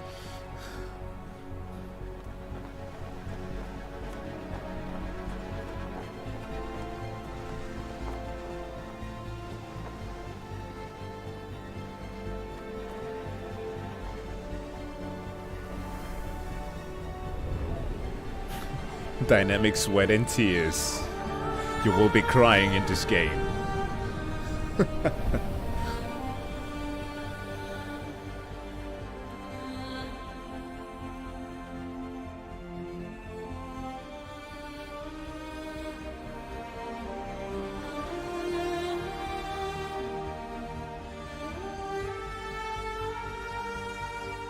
Into the title. Star Citizen.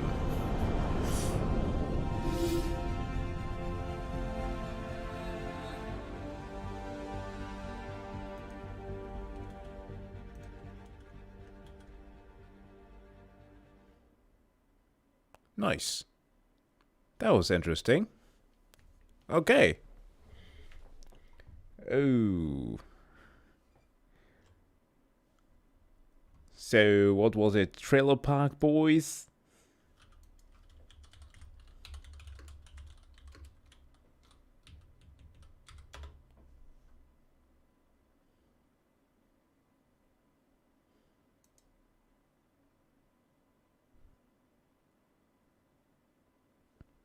Next generation fish AI.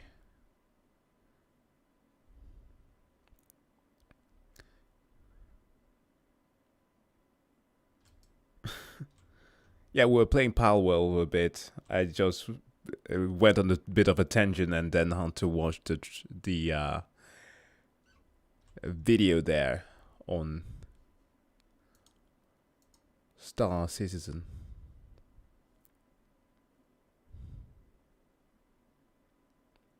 Let's see.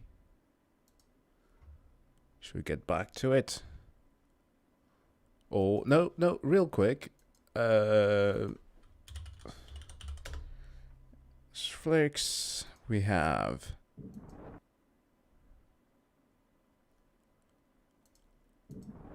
okay.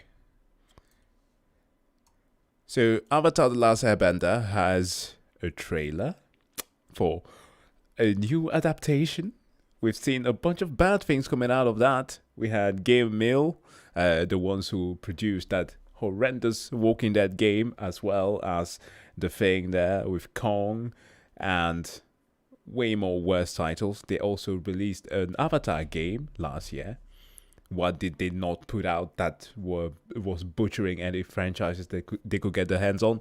But now we have a Netflix adaptation of Avatar. And you literally cannot go wrong with this worse than M. Night Shyamalan. So I want to watch the trailer real quick before we get back to the gameplay. Let's. I am rather surprised at this. I wasn't expecting it to be this way. Again, I haven't followed any of the progress with this show at all. I heard that it was being announced that they were going with like a bit more of a approach look-wise with the characters that was more true to what they would have culturally looked like. So yeah, that fits. And yeah, the visuals are great. I don't know how much they're going to dive into it. Like I saw the Earth Nation there with Boomy, the whole thing about breaking him out of prison. So perhaps, well, we haven't seen. Is Toph Bayfong going to be part of this? And who's going to play her? Let's see, Avatar, Last Airbender.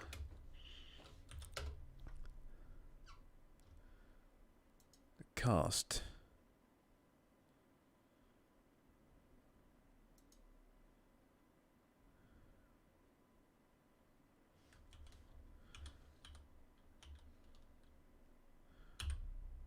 No? She's not present.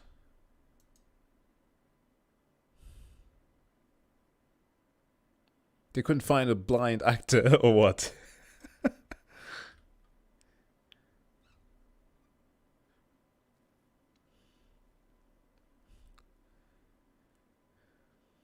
No J.K. Simmons. No. He's busy doing more cartoons.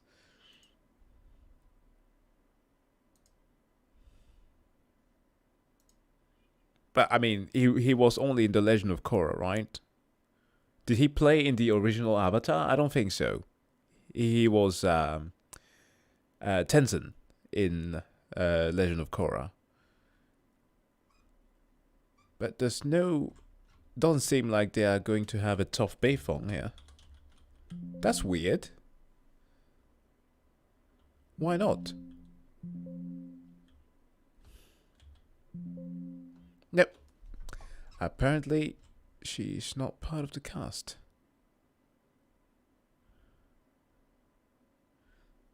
It's gonna be strange trying to tell the story without her.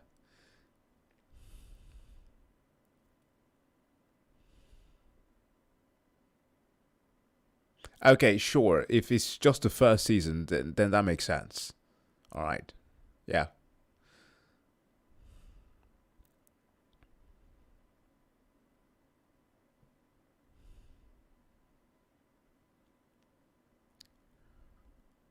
How do you make me watch video reviews? On what? Is the question. You can send me a suggestion. Like this one here from old guy that I know of, actually. What's his name? The monk who has criticized Steven Seagal quite a bit.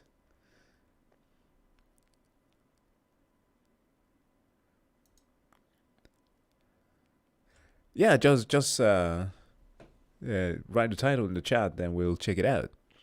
Okay, this is a little bit wild.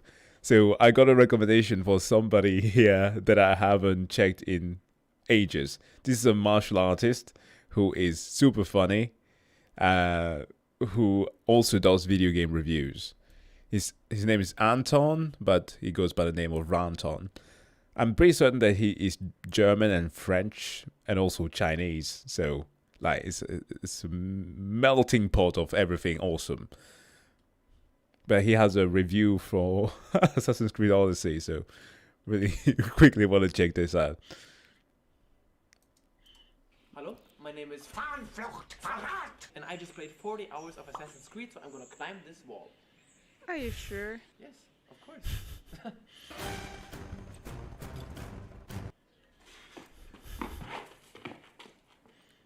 Do you want to try one more time?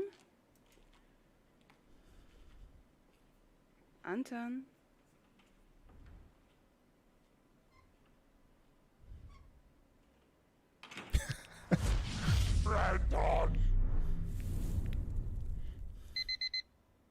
It's already time for another Assassin's Creed game? Ay caramba. IGN said it's unglaublich. Well, oh baby, when you talk like that, you make me sweat. But is it really true? How does the famous Bidezo say? T'es bon en cuisine, t'es bon en légumes. Women, am I right? Why do they not want to fuck me? Anywho. Assassin's Creed Odyssey from Ubisoft. Going in. Step off the bus. Of course I'm gonna sit in bus. I shit in bus. Actually, I don't feel nothing. Before even it's interesting because I only truly got introduced to like very disjointed like video games reviews through the likes of Seth and later on Maxor. But this guy was one of the pioneers, I think, of like ADHD type of editing. getting into this whole shabang bang bang, you have to pick your gender. I wanted to play as Andra. But come on, I'm not gay, I want to play with men. Fuck. But yeah, Cassandra, bro, she's boring. So of course then you play as Alexios, the grandkid of the legendary and well-known Spartan warrior Leonidas. Yes, that's him. I know what you think. He's gone from Sparta to loser. Although impressive biceps, and please don't fist my vibe. I hope you remember that Spartans are elite super soldiers. Don't fuck with them. Not him. That was Thomas. So obviously they have their own customs and traditions. Like, you're thirsty? No problem. Here, have a diet beer. One day when Alexios was just a young boy and his little sister was just a little jail baby, a baby. Sheesh. The tradition said, throw that baby off a rock cause it's a shit. Take the baby. Long story snort. He tries to save her. They fall down. He jumps into a boat, but no tiger. Strands on the beach. Weird guy comes along and says, I do something for you. You do a few things for me. No. No. Call the cops. So he grows up living his peaceful life on this gorgeous remote little island, which is just so wow. Wow. Wow. But everything changes when this man comes along. And that's where I'm going to leave it. Thank you. Thank you. And good night. The Assassin's Creed franchise has come a long way. You could call it the Johnny Sins of video games.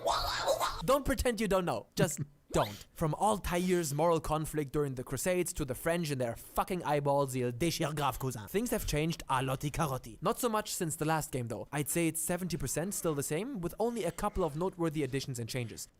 Yeah. Odyssey was just something else. I've made my peace with this game now, but boy, did I not like it when it came out. It felt like a waste of potential. They went just straight for the digital tourism and forgot everything about actually telling a great story. I didn't feel Odyssey at all. For instance, you can finally fight civilians. Look! Great fight! So that's what I want to focus on. It's still an open world game, taking quests, marking enemies, you can climb anything, and by anything, I mean foreskin. You can also ride horses or crouch on them to avoid scrambled eggies between your leggies. Yada yada, you get the gist, and your mother gets the jizz. So what's new? Well, the map for one. This all plays out in a miniature version of ancient Greece. Ever heard of it? Zeus, maybe? Zeus Mabit? But don't get me wrong, miniature... Jesus Christ. How do you even draw those parallels? Yeah, okay, so the sentence that he says before there is equivalent of saying, suck my dick. Yeah, but in French. Sure does not mean small, and I'm fine with what I have. Greece is a country with many islands. In fact, name one other country in the real world that has that many islands. Okay, name 2 countries that have that. Okay, shut up! In order to get around, you get Australia. a boat right after the prologue. You can shoot arrows and javelins. Jav. Once you wreck the ship, come you can on. board it for some close combat action and to refill some of your boat's health. Or just ram it hard until it splits like a spagat. It does not get simpler than that. That is. Push it out. You can further upgrade your boat and all of its offensive and defensive capabilities, change some basic cosmetics, and also assign up to 4 captains or lieutenants or seamen. Sorry bros, I grew up. I will not be making a joke about seamen now. It would not be appropriate in the presence of women, because you can also have an all-female crew which doesn't suck at all. I wish. Prude fucking horse. Those lieutenants merely provide some improved stats, but how you get a hold of them is way more interesting, which leads me to combat and stealth. It's possible now to check out your enemy statistics through the eagle view, approach them silently, then knock them the fuck out to hire them for your crew. In combat, blocking has been removed, which is realistic if you consider Tom Cruise's face, and you can only dodge and parry. A well-timed dodge will slow down time for a few seconds, and a parry will increase the damage of your next attack. This literally made 0 sense to me. Like, why couldn't you, like, wield a lambda shield? That is the name of the shield that the Spartans used to have. Like, why? Why are you stuck with just using your spear? Or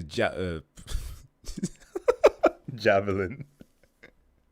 Now I have the jav thing stuck in my head. Thank you, Ranton. Leonidas' spear.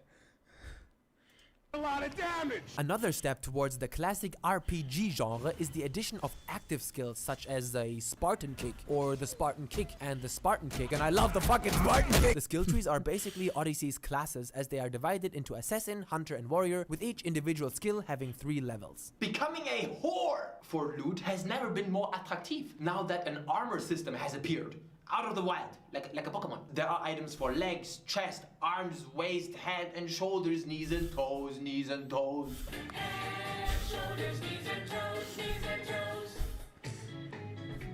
If you don't like what you got, you can either scrap it to get some of these resources, or sell them for drachmae at the blacksmith, who is usually not black, so it's just bullshit. But he's even more handy. Every piece of equipment you come across has an engraving slot, which is another passive bonus that you can apply, and more possible engravings are unlocked as you level up and complete various challenges. You can change them at any time, but they are costly. If For you don't mind legendaries. spending even more dollar bill, you can go for the ultimate first class option, upgrading, which means that the item will be lifted up to your current level. Quests are same old, right? Faccia di merda? Of course not. There are cuckold quests. Your husband is tired. Allow me to satisfy your hunger. Yeah, a lot of that was going on in Odyssey. Very phallic missions. Never been with a mercenary before. Very well. Let's see what you're made of.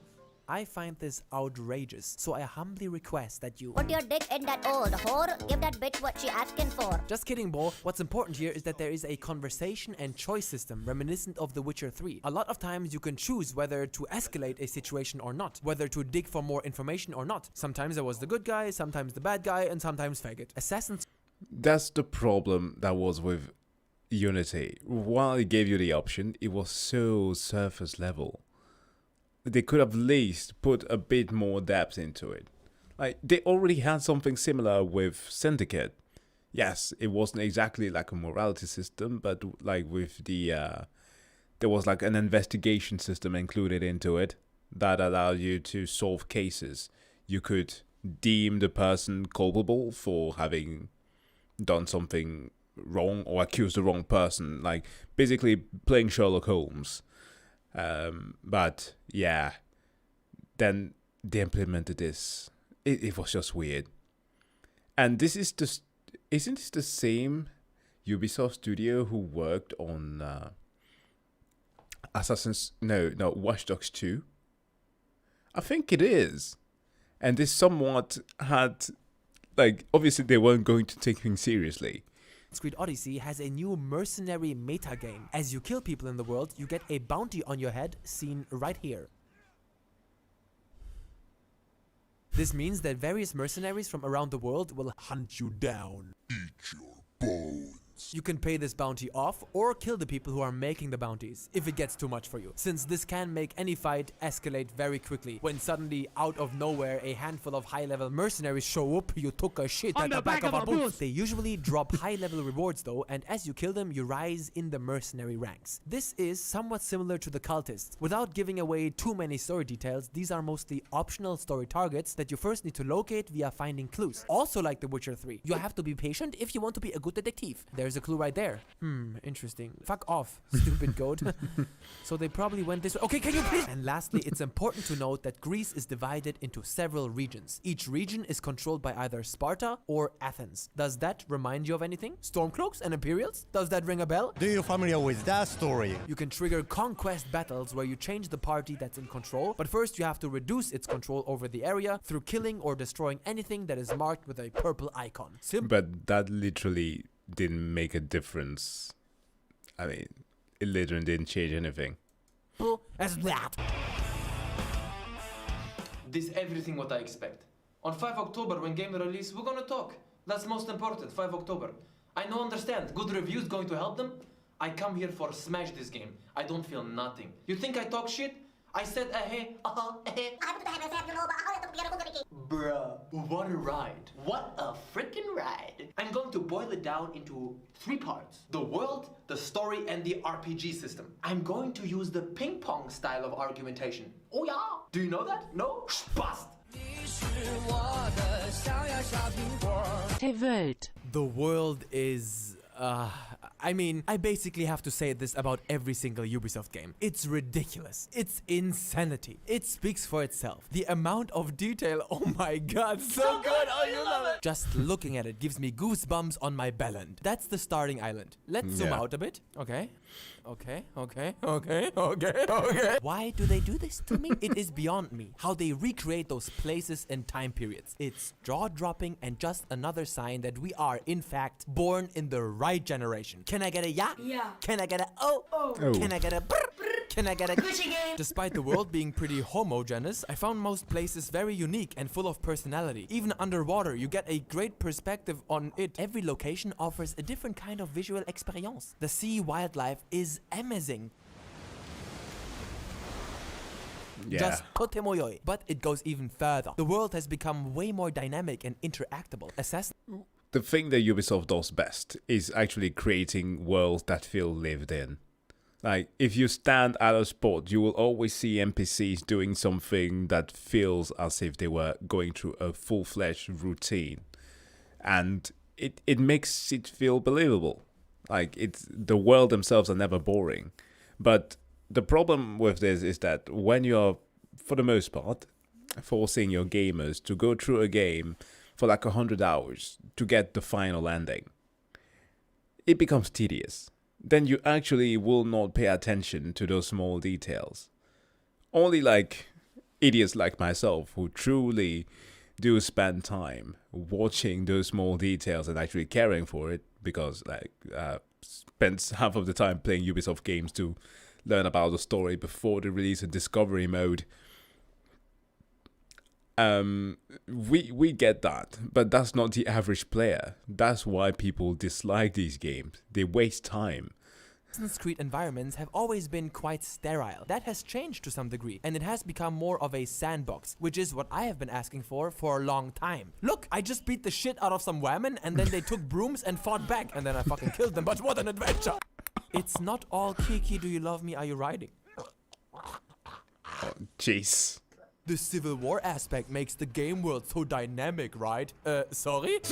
It does not make sense and is totally artificial. Listen, Yeah. you help a faction gain control over a territory, and right afterwards they forgot everything about it and are hostile towards you in outposts. And the other way Exactly. around too. I just helped Sparta take over, and then I decided to kill off half their army. They didn't mind. It creates the opposite of a believable world. It makes it look fake, inconsequential, and it's quite frankly, and I'm sorry to say this, but it's just not even good. And guys, here's another problem. I had the same complaint in AC Origins. They should have at least Yeah. added some more enemy types. There is a severe lack of enemy variety. Still, additionally, there are a few supernatural elements in the game. And once you step over that line, there is no Yeah. going back. Now it's fantasy. So why the fuck would you not just make this a pure fantasy RPG and put in fucking monsters? It is a fact, a anal fact that it They literally have a game for this that's called Immortal Phoenix Rising. That's the game that they wanted to make in the first place, but because it doesn't sell that much, because it doesn't carry the IP, the name of Assassin's Creed, nothing happened. And that game only released, I think, a couple of years after this one. Yeah, not a good look. it would make the game so much better and more fun. You might say, Anton, it does not fit into Assassin's Creed lore, bro. This is not a therapy session. Let's be real. Ubisoft does not give a flying figgity fig about AC lore anymore. They haven't don't. in a long time. There is no consistency in this garbage.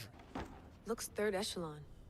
Or is it fourth? The whole Animus is just an excuse to travel to different locations. You want to be a real RPG, just fucking go for it already and stop restricting yourself by something that you have destroyed a long time ago. So Origins made sense because a lot of what we got to understand was that it was all happening in Bayex's mind. None of the supernatural aspect were actually real. It was his mental struggle with his personal issues, and because his character was very well developed and the story was good, we could excuse a lot of the bullshit that was happening there. But here, it's not the case. please, okay? Just do it! Do it. Testory. When it comes to Assassin's Creed Odyssey's story specifically, this is a mixed bag as well. The real world aspect is as minimal as it is unnecessary and redundant. Who in the name of Alabama Hot Pocket gives a shit about all these emails? Greetings and salutations. Greetings and salutations. Greetings and salutations. Greetings and salutations. This is spam. This is nothing but digital spam. I believe, ich glaube, that no one needs this shit. I don't understand what this franchise stands for at this point, but if we zoom in and just focus on what's happening in Greece, I bring great news.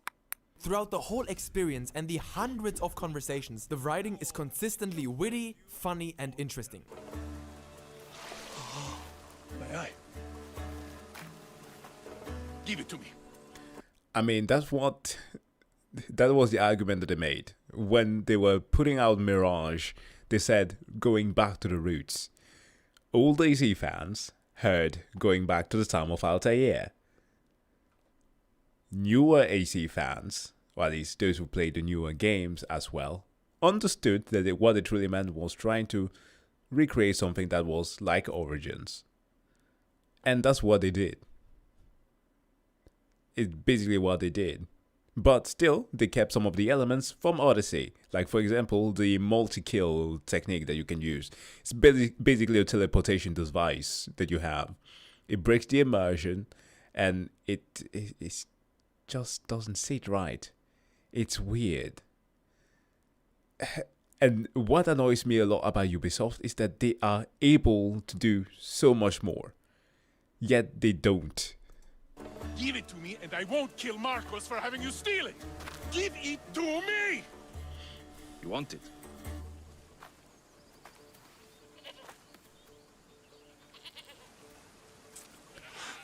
Did he just shove the eye into ACG's asshole? Even the mass amount of Go Fetch quests offer intriguing backdrops and sometimes unexpectedly lead to insanely enjoyable quest chains with great payoffs and difficult decisions. They are rather black and white for the most part, but it's still cool to have a say in matters. I could relate to Alexius and I found him charming from the very first moment when I saw him humming on his rooftop.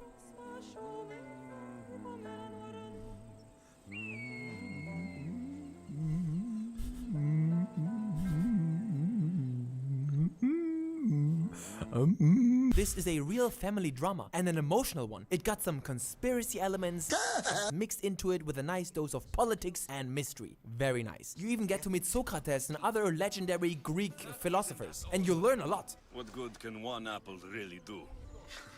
Well, taken daily, they can keep the doctor away. Alright, damn, I appreciate your wisdom, brother. That's vomit. Hippocrates. Sadly, this entire odyssey is stretched harder than your mom's vagine after her appearance on black.com. I mean, seriously, shish kebab. This is frustrating because the way in which the game unnecessarily prolongs its campaign is done through such transparently uninspired ways. Every person you talk to will need you to do 3 favors each time. It eventually leads to the main campaign losing track completely of what's important and focusing on stupid banalities. After doing 50,000 fucking favors for some fucking sharmut and some fucking kahba, I just thought, I don't even know like why I did that. I don't even know like what's happening. Not to mention that the conclusion is extremely sudden and anticlimactic. There's no gameplay or suspense peak. It just goes on for so long and then just comes to an end very abruptly. Ask your wife, she knows. And in terms of tying it in with the franchise as a whole, like I said before, this is the origin story to the origin story. I mean,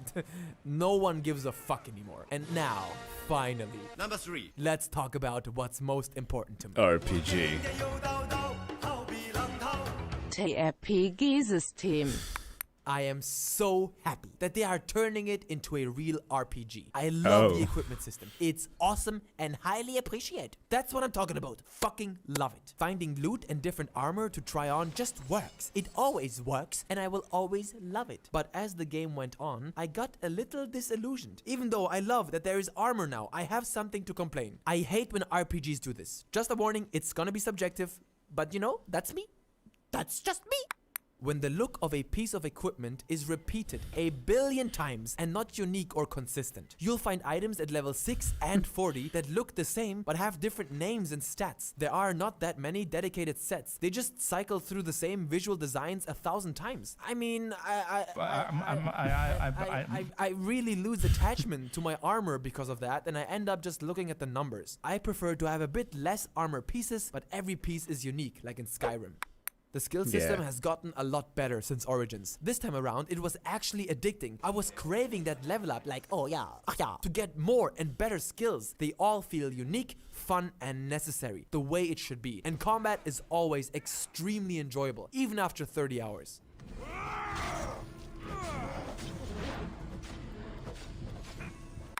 Yet, I wish Ubisoft put some more effort into coming up with a creative and visually appealing skill system. Not another one of those fucking you got 3 categories. Be more innovative, yeah? Make it appealing visually, you know? Make it crazy, make it awesome. Path of Exile. It will send shivers through the soul of everybody who first witnesses. Okay, Wonzon? Maybe you have noticed already. On paper, it has improved upon every single aspect of the last game, but it also has 0 surprises. And that's at the center of my critique here. When studios like Bethesda or Rockstar Games release a game, they try to change the industry, man. They have a vision. But Ubisoft games, they're so goddamn formulaic, so by the book, so standardized. Where are all your fresh ideas? In the grocery store? Wow, that was bad. That was really bad. About 20 hours into this game, there was still no end in sight. It took me an anal raping, faggot converting, minority reporting, gender oppressing, spermatozoid swallowing 40 fucking hours to get through the main campaign, or campaigns. The amount of content is through the roof if you include every side mission. I'm guessing you're looking at upwards of 100 hours here. How do they do it? How? It's fishy, isn't it? I'm not saying it involves child labor, but it certainly does. Absolutely yes. RPGs make Rantoni Pepperoni very horny, but you have to go all the way. Okay? Sometimes it helps to keep one ear on the street, yeah? And listen to the street. You better bust that if you gonna pull that. So my final rating is going to be a very good 8 out of 10. Don't forget to follow me on Twitter That's and to high. support me on Patreon, because that's how this show keeps on going. And yeah. Rantoni out. Yeah, that Bethesda comment aged very badly.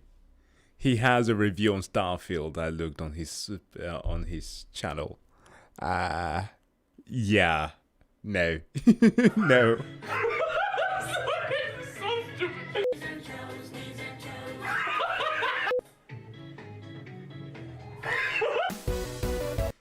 So fucking dumb.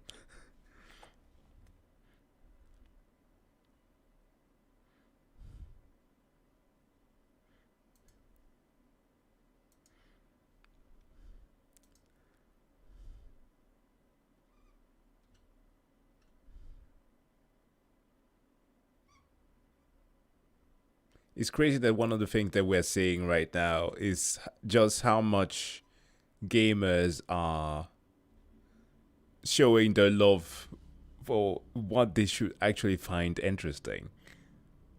Like the way that, for example, Palworld has taken over Steam.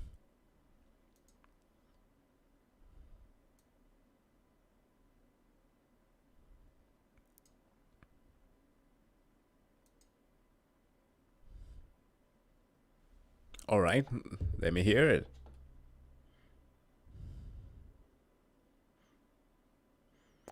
Yeah, I heard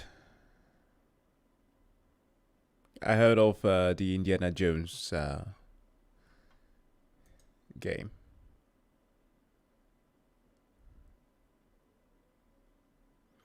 Honestly, Bethesda hasn't been very good. Even Fallout 4 is disappointing. Yeah. Since New Vegas, I don't mean to be like reductionist in a lot of the thing that they've done, but seriously, since New Vegas,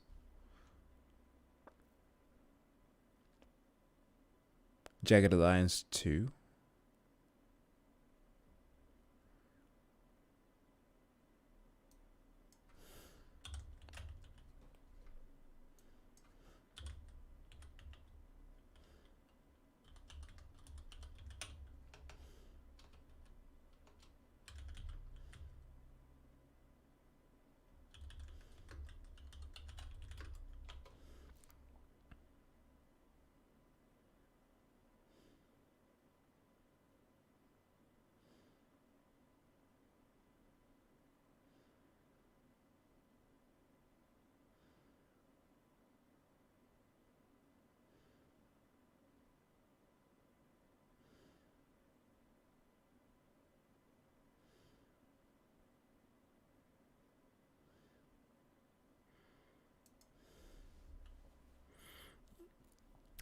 true, it wasn't. It wasn't made by them. They got to publish it though, so they get the accolade while Obsidian is just sitting there in the back.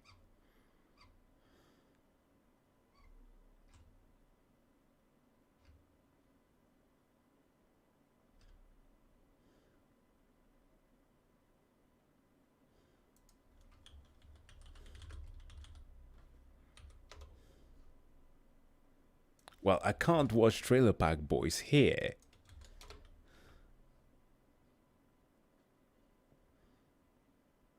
Oh, do you mean, oh, the YouTube channel?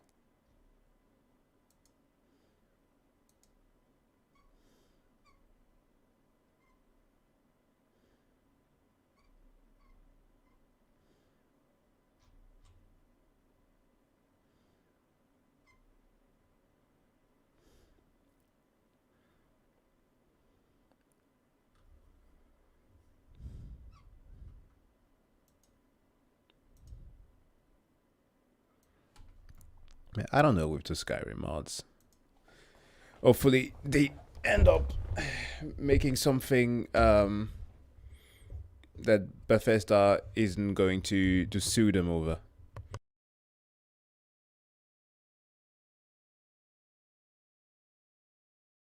If you heard of the recent attempt of taking away mods and putting them behind a paywall, a wonderful Bethesda idea. Hopefully that doesn't come through.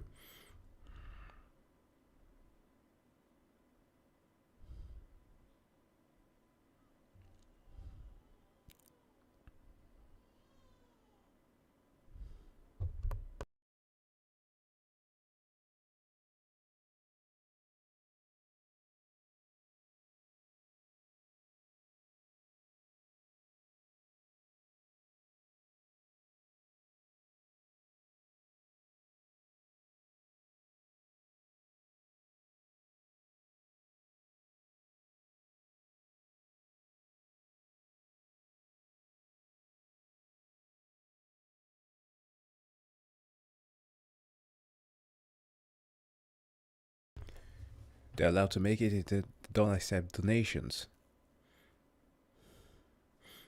Huh.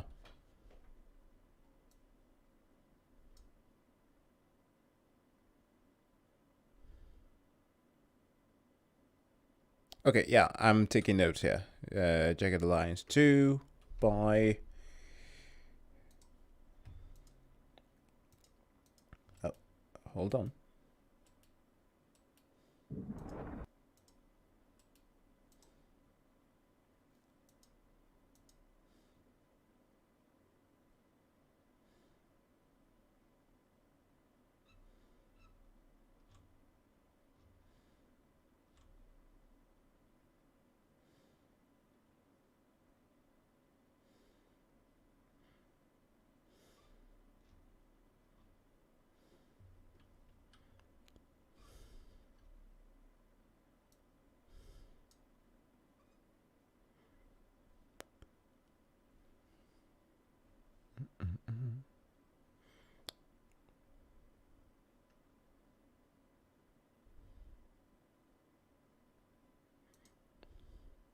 Yeah, the Skywind update that you showed there. We watched that on stream. It was amazing. It made it look like a completely different game.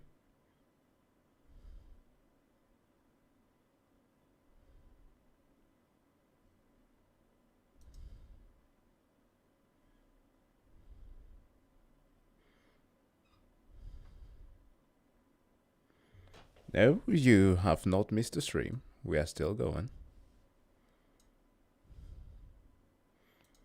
Just took a little bit of a break to watch some fun stuff here. Testing message for the future. Well, you are heard, and welcome to the stream.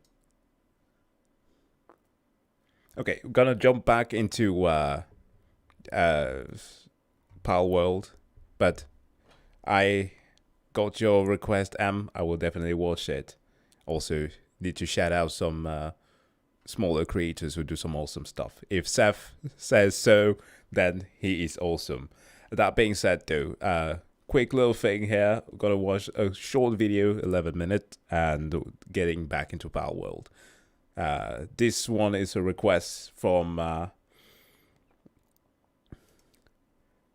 Discord on a Scamboli subscriber, I see.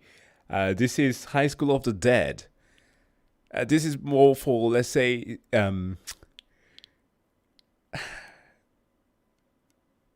what's the right word to use here? Cultured gentlemen. If you grew up during the zombie craze, this show would have made it on your radar.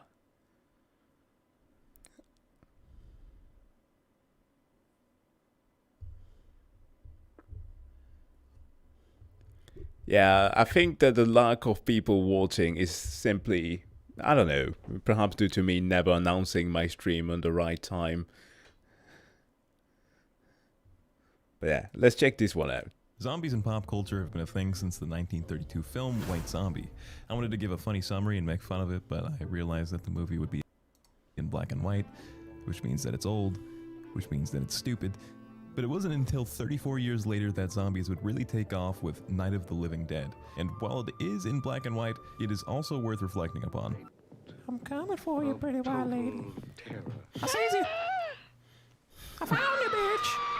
That would be pretty freaky back in the day, so zombies presumably lived in children's nightmares for years to come and fueled the success of movie after movie, video game after video game. Bam, bam, bam, bam. It was like Isekai but for Americans, gaining more mass every decade. Like Americans. Some of the most recognizable and beloved series ever came from the zombie boom. Resident Evil, Dead Rising, Left 4 Dead, Shaun of the Dead, Walking Dead, dead-ass zombies were and still Everywhere. are shit. Everybody wanted a slice, especially in the post-2000s where the actual good stuff comes from. So in 2006, some guy who designs board games and some goober who draws porn have an equally stupid idea. Everybody likes zombies. High school. Edgy. Okay, so we're making a dojo. Literally, this is the process that a lot of these artists go through. We put these two and two together. Well, it's basically porn, but no. It's art. It's like the guy from The Office. It's called art. We give it a story, but don't you make board games? What the fuck? This is the topic. Whoa. High School of the Dead is an action-horror ecchi show made in 2010 and was a hugely popular show back in the day. So much so that I would reckon most people watching this video have seen it before and recall it fondly. I certainly remember liking it, but that was a long time ago.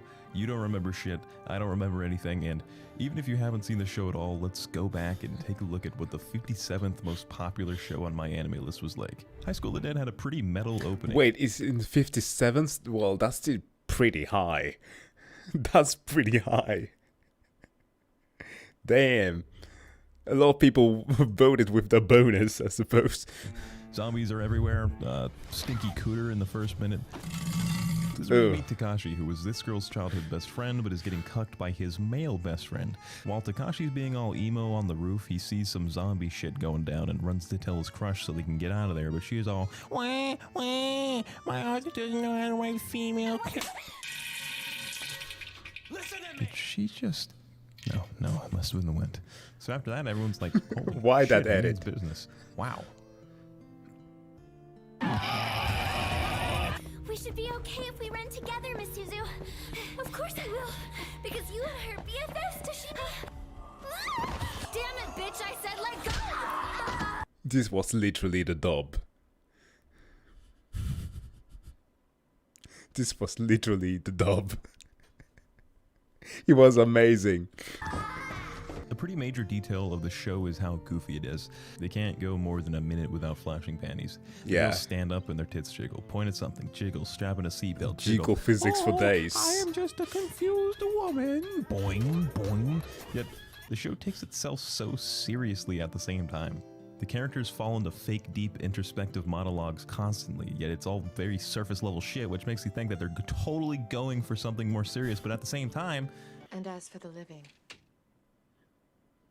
they just swarm around like bugs looking for... Why? Why? A comedy tag on Mal or Netflix. It's like the show doesn't actually know it's being stupid. I like to imagine the author was like, and then I stick the big titty girl on top of the car because I am just a mere board game merchant. This makes sense to me. Fetch me more cranberries. Ah, this fucking guy. Let's get back to the story. The trio attempts to escape the schools, and the only thing separating Takashi from scoring some epic cooch is this chick's boyfriend. So the author has him get bit, and Takashi bashes his brains out, but both the audience and the girl know what's actually up. You must have hated Hisashi, am I right? Another slap. He was dating me! No! I'm pretty surprised he didn't just slap her right there. Takashi. Yeah, I wish. It's basically in this show, the only way that you would survive was if you were female and had big titties. That was basically it. Oh, on a single occasion, one of his friends, well, not quite friends, and a dude that they stumbled upon that just had one summer in the US and became a gun fanatic. And he's the second male character aside for MC that makes it out alive. It's brilliant. Brilliant storytelling. She really likes doing that. Eventually, all our characters meet up. This is Tsundere, Weeb, Edgy Sword Girl, and Chest Meat. Funny thing about Tsundere, she is actually 8 weasels hiding under the skin of a rotten sea witch that are specially trained to be as annoying as possible by human standards. I was initially watching the dub for nostalgic reasons, but soon switched over to the sub because of this thing alone. If you can stomach her, you get this guy who is actually the person I would least trust with a gun. I was holding back. I was holding back for a long time. Don't worry about it. Yeah, he was basically the school shooter that everybody fears. The other male characters in High School of the Dead, you live or die based on if you're male or if they didn't put enough effort in your character design. After the gang creates a plan to leave, we get to see how actually pretty nice the art is. Considering that this is 2010, I think they outdid themselves with some of the action. We find out that the zombies are extremely slow, blind, and only respond to sound. Using this knowledge, they run as loudly as possible towards a bus. They might as well have had T1 jogging behind them. But oh wait, crazy people! Yeah, can't forget about this crazy man. Brave students. What do you say, guys?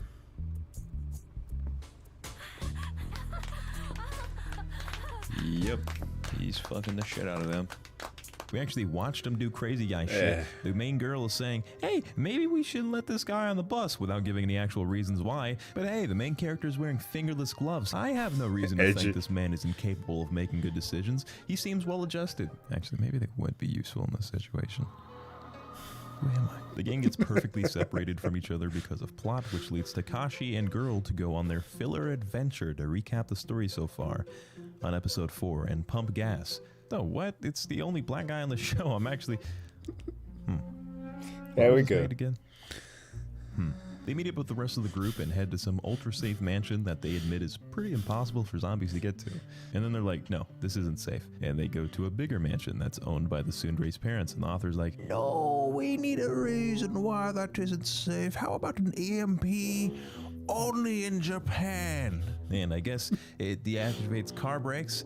And I guess the crazy man was driving, so he breaks a barricade and all the zombies walk in, I suppose. Reasonable. Everyone watches the zombies very slowly approach the mansion except for the main cast, who then escapes. The end. Now you may be thinking, scam, couldn't they just move over there and not make noise? Exactly. They didn't mind to. The one thing that annoyed me about this is that it never got a season 2. I actually wanted the conclusion. Like, I got invested in the stupidity of this show, but it never concluded. Yes, that has always been an option. The show was pretty bad. I'm not going to sit here and lie to you. It was hard enough to retell the story without making you want to watch some other shit, so I just skipped half of it. I will say, I can kind of understand why Baby Scam and so many others made this 57th on my anime list. How many zombie anime were there really back then? As we know, zombies were mad popular around this time, especially to younger people. For a long time, I would sit with my homies and discuss apocalypse plans. I'd monopolize and fortify apartment complexes. We talked about whose house we'd all go to. He was obviously the guy whose dad had all the guns. I'd throw knives and all that shit. I was fucking 16 saying this shit. Like, I had a whole beard, and I can't grow a beard, and I still talk about this. So can you imagine how a decently animated zombie show was to me and a bunch of other young people? It was wild. Also, boobies. For me, this was pre-hentai. I'd only heard about that in theory, so I lived in this perpetual mode of edging, drifting from ecchi to ecchi. High School of the Dead? There's more butthole than a major city in June. It is literally famous for its legendarily retarded scenes like this one that you might have seen. Yes, the Matrix boobies. Bruh. Let me lay down all my physics knowledge to explain how this is not possible. Fuck, man, this was crazy. So for me personally, I was just here for the jugs and zombies. What else were people watching for? The main character. No one actually bangs another character in anime, especially not 2010 ecchi, so that was awesome. The more notable trait is he doesn't care about anything. Here's a clip after he bangs the sword chick. Or not. I need. Hey, you're gonna rip it off! Here's him being romantic. Oh, shit. What's the matter? I don't know if I should kiss you right now or smack the hell out of you. He's not joking. The guy is kind of savage. Even in the beginning, he isn't all that shocked about the zombie thing and goes straight to slashing through heads. It's not very often you see a main character who's sure of himself and isn't all psychopath. Certainly helped it stick out. And I think this is all very strategic. There are certain norms that are important in Japan and to young men in general. For example, on episode 10, the weeb gets told to put away his gun by an older man, and he complies. When asked why he listened to them, he responds, because he's an adult. Later in the episode, he's again pressed for his guns, and while he's not giving them up, he does sit there pathetically without defending himself. And who comes to his side other than the defier of social norms himself, Takashi? Throughout the show, they portray adults as crazy, mind-broken idiots that believe themselves to be entirely in the right all the time, while the good guy teenagers are the only ones that have a grip on reality. But isn't this just like anime logic? Like, only the youngsters can save the world because we crazy old folks don't know what to do. Stuck in the past or something. Mainly Takashi, the awesome chunk of testosterone you're supposed to look up to. To young people, it can feel like you don't have a voice amongst adults even if you're in the right, especially in Japan where, I believe, you're not really supposed to question people that are older than you, far more than in Western culture. This dweeb is supposed to paint a contrast on a certain type of person, someone who follows most norms, represses their true urges, and doesn't beat women against Takashi, who represents this rebellious edgemaster. And beats women. Which is why watching the show a little closer made me feel like the author was saying, hey dudes, adults are like so lame, right? You guys dab? Play Fortnite? I get it, you want teens to buy your book, chill. Get the fucking board game out of my face. Here's what I think. The characters make ridiculous decisions, stuff flat out doesn't make sense. Jesus Christ, there's a wire! Unlike here in America. Golden comment. Fuck string! The fan service is genuinely annoying to me. I think the show is bad. I think the show is horrible, but engineered to attract young people, which worked. As a kid, you're not looking at this and thinking, damn, that's retarded. You're thinking, I hope Anthony doesn't punch me in the stomach tomorrow because that would suck. Also, whoa!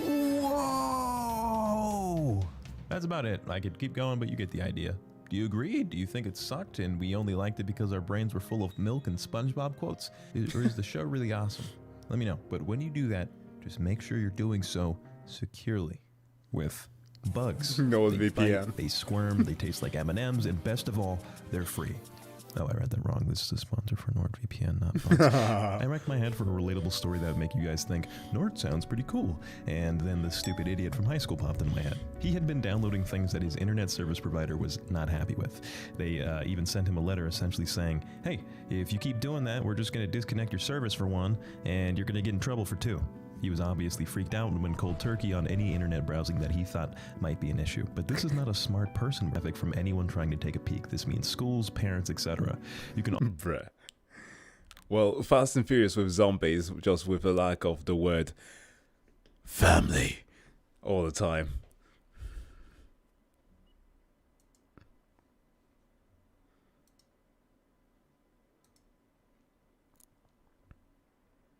Yeah, it was good. I mean, as good as it could get in my teenage brain. Terrible story. Animation was great though. Alright, back to murdering Pokemons. And too much plot. Whoa, way too much plot.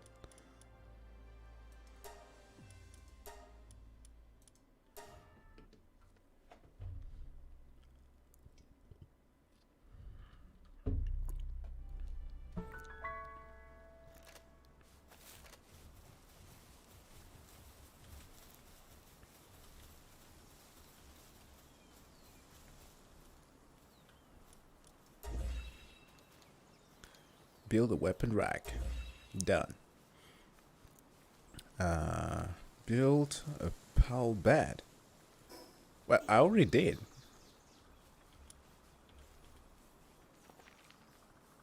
Oh, fluffy.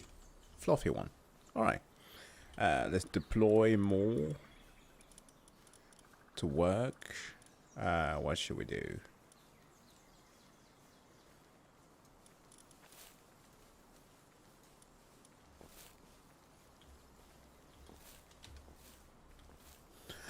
It's just waddling away. Come on. Okay, now. Remember what I said about game logic? Yeah. This is why this does not qualify as an immersive game. It's a goofy game, but not immersive. Okay, we need a fluffy bed.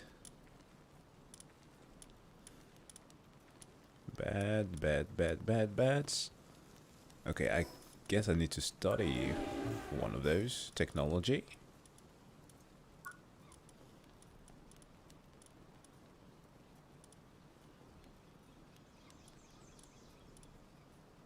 Okay. Where do I get access to that?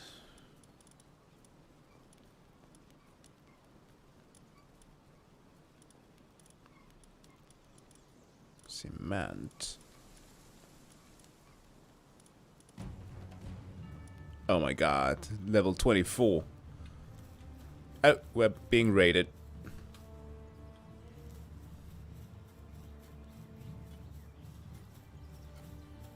Time to make use of the one with the Glock.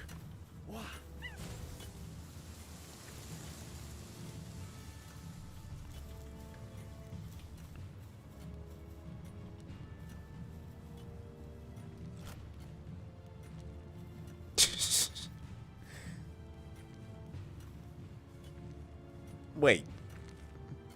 It's been more than half an hour. Okay, it's half an in-game minute. Oh, God. Okay.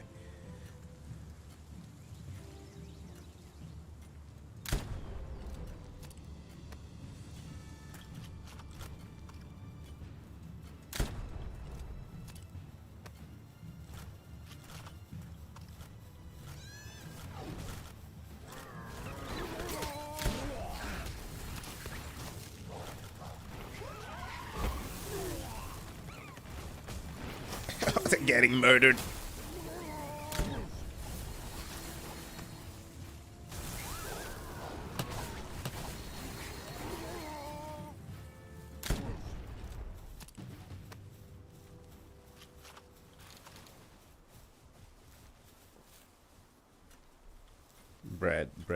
Bread.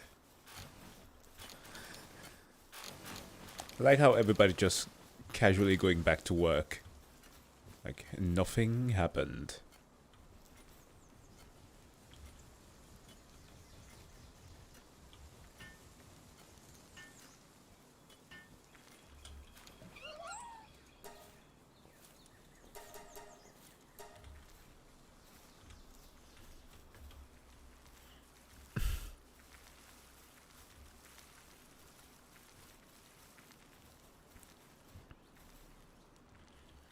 So we need to level 2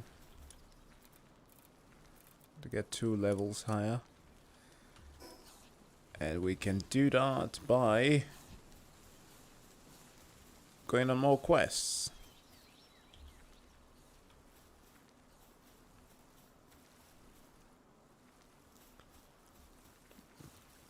Yeah, I've seen the globe musics. They're amazing. The SpongeBob ones.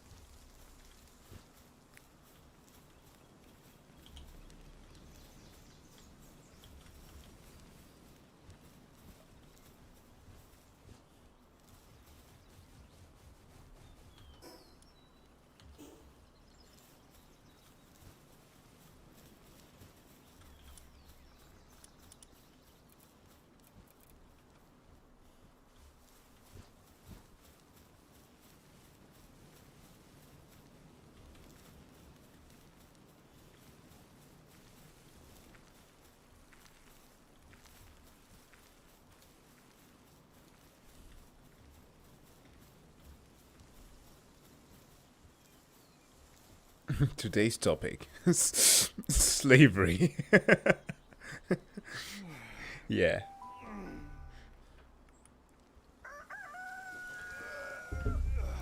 Well, I haven't traded with anybody just yet, so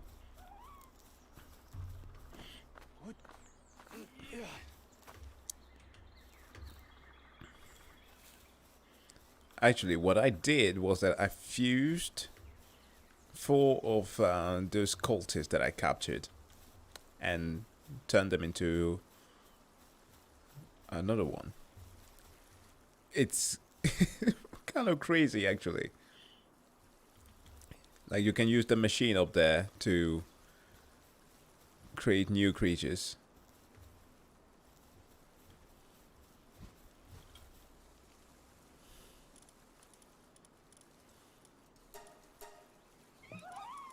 Yeah, but then you need a maximum of 4. So I need to capture more.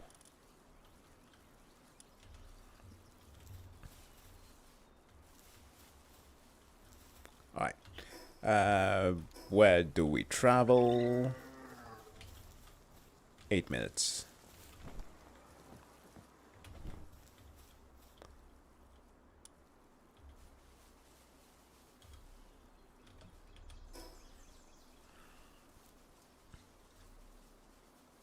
Oh, sorry. Let's explore this corner. Can we make a sweatshop? You can. You definitely can. Hey, how about you just say hello? Do you need to shoot at me first? Poke, poke, poke. It's super effective.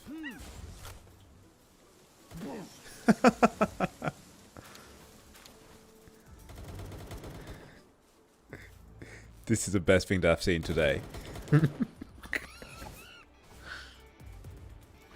Wait, it just kept shooting.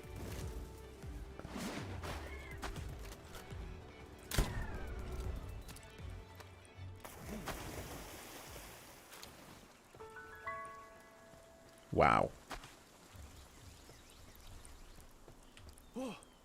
Oh, no. I need to get my flying.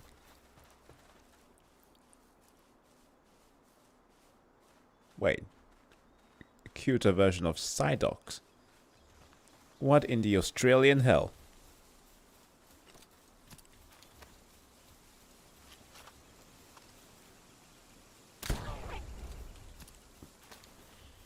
This is really cruel. No, before he jumps into the water.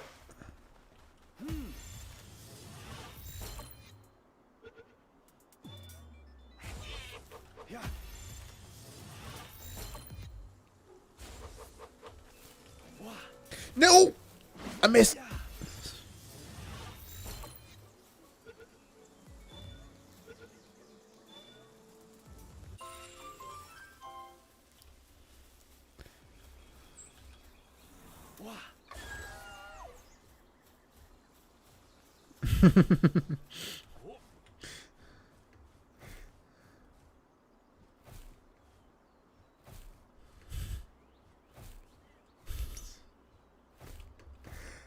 I mean, I'm just RPing correctly.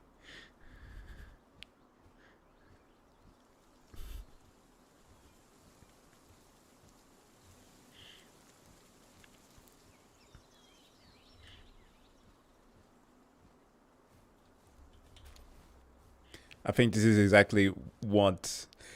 No, you know what? We need to have like an actual isekai adventure that is depicted correctly. Like, if somebody were to be isekai'd in the world of Pokemon, they would definitely be utilizing all of the worst and most scummy tactics ever to to become the best trainer. And if that involved using guns, they would have done so.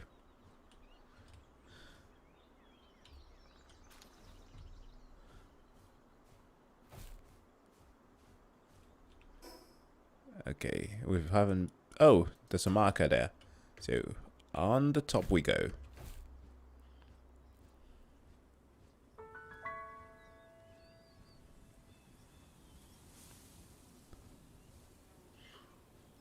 How did you not know that?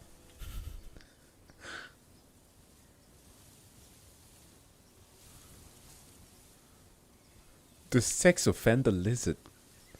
Who is who is the sex offender lizard?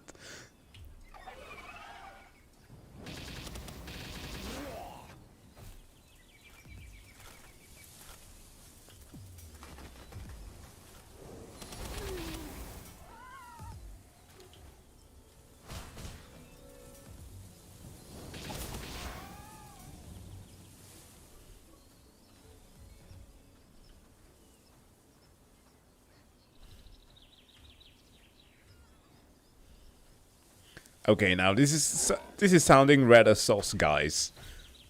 No, seriously, who is the sex offender lizard? And what in the world is that in front of me? Oh, that's just the typical one.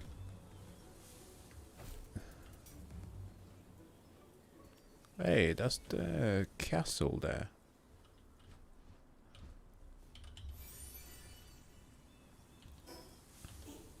Entry 69 is a lizard. Pokédeck. Wow. Did the devs really do that? Entry 69?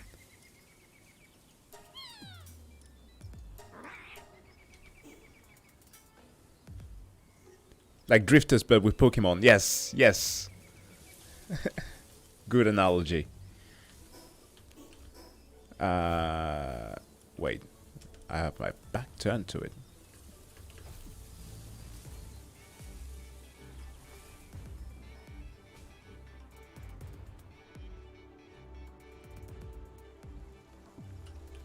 Wait, what the hell? No, it was the castle. Okay.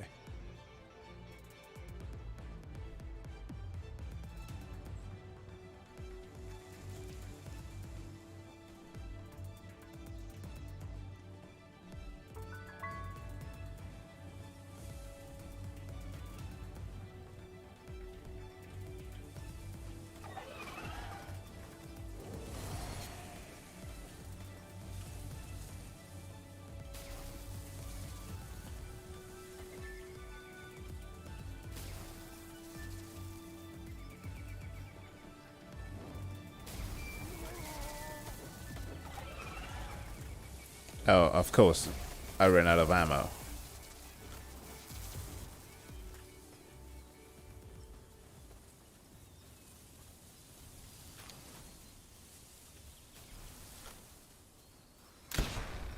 Oof.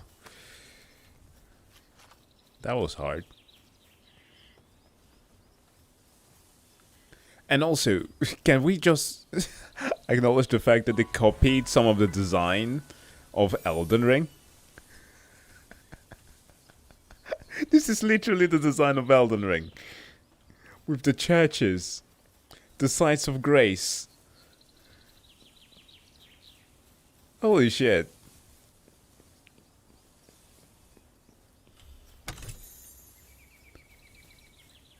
Instead of the statue of Lucario, we have Queen Marika just standing there. Ain't no shot that it... Nah. Now, I understand now a little bit why some people are mentioning more and more copyright infringement and stuff. Like, with Pokemon I don't really mind, but...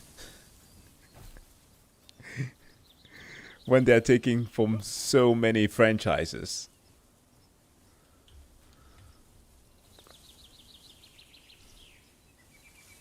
It's literally it. Like, even some of these blocks here, they have that Breath of the Wild look. Crazy draw distances from Elden Ring, which is of course possible thanks to the engine.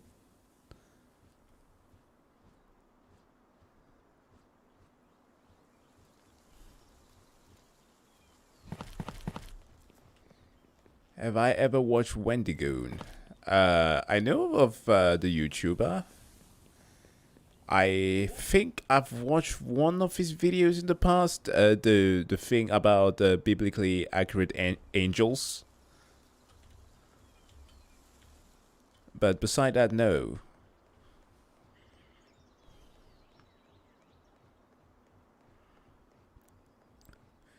recommend I check more of his stuff.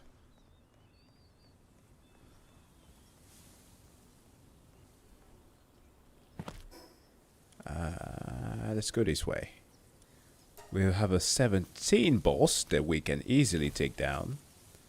So that's possible.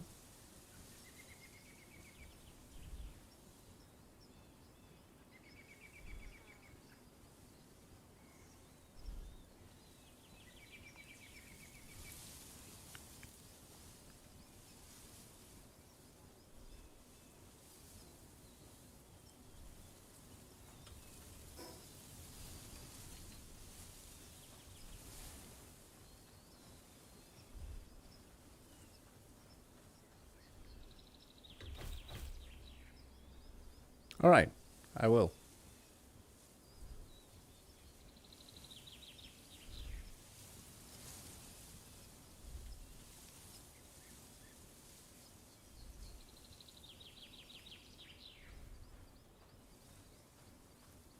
I have a couple of art books.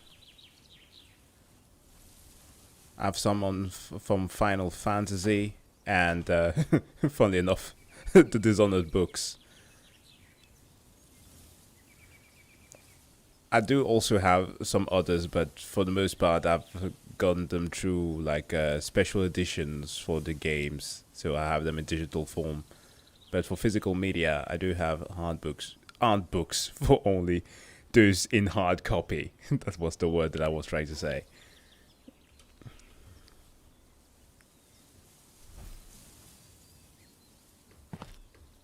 Mama Max and Mudahar, yeah. Mama Max is the guy who I only saw like the clip recently. He's like an internet vigilante, and I saw that the recent clip of him trying to cancel Moist Critical. Are they saying that he literally can cancel Charlie?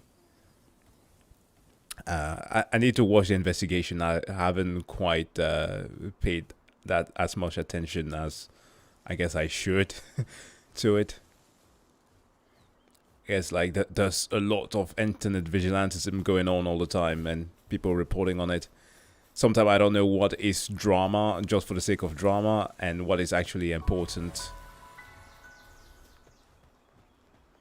But that, I mean, if it's Mudahar, then I think so that I should be checking it out, because it tends to put a lot of effort in figuring out things, like kind of like CoffeeZilla does with,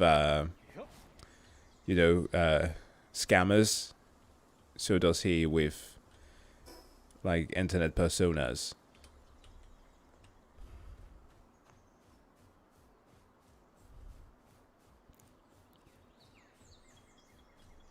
Let's see. Okay. So in the middle of the ocean, there's a boss out there. Now, the thing that needs to be considered is if mine is tall enough. And I guess it is. Oh! Well, that's a pretty baka. And I did say baka because I've got a gun.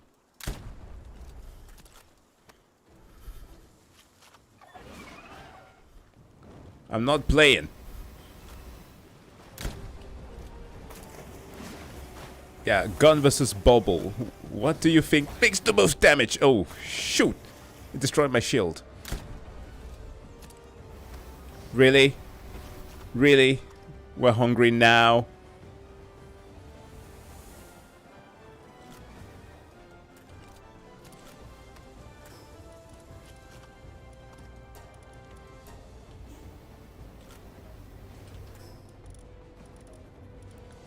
Ah, shoot. I don't have food for you.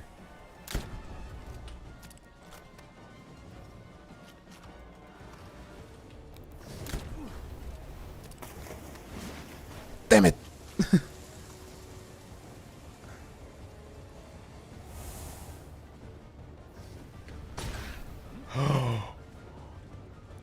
Okay, perhaps this was a bit dangerous to do.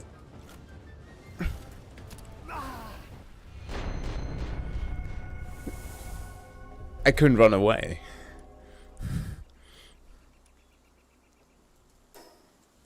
Why are you running towards me like that? I simply could not run away from it.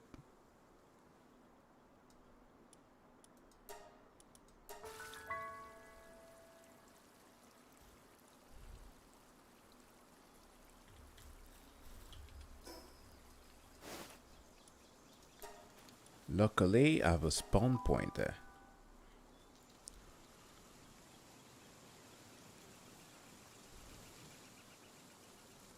That guy has extreme depression and the audience is attracts.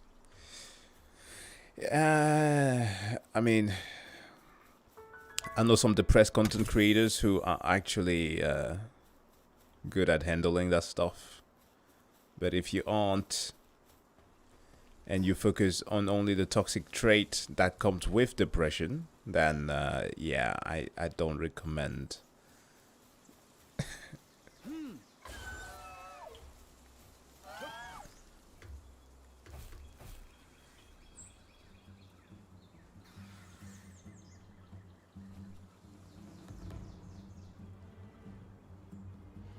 A man has a hard time believing that there's no justice in the world. Another man has... That can be... Man... I wish that a lot of people could get the chance to realize that not everything is gloom and doom.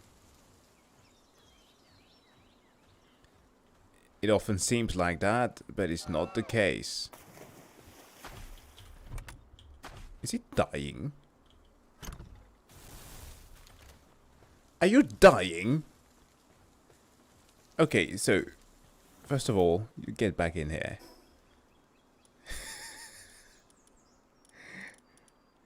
Oh, dying of hunger. Oh, great. I have toast.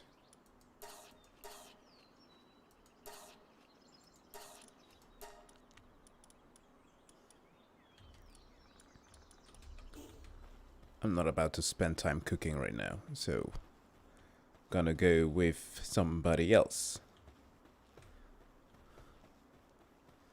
Let's try water versus plants.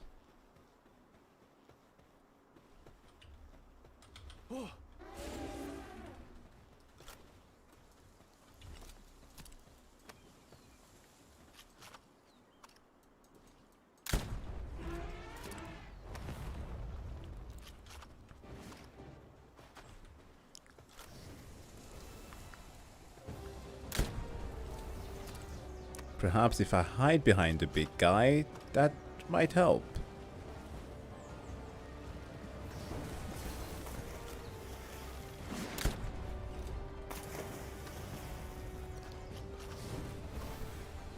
Ah.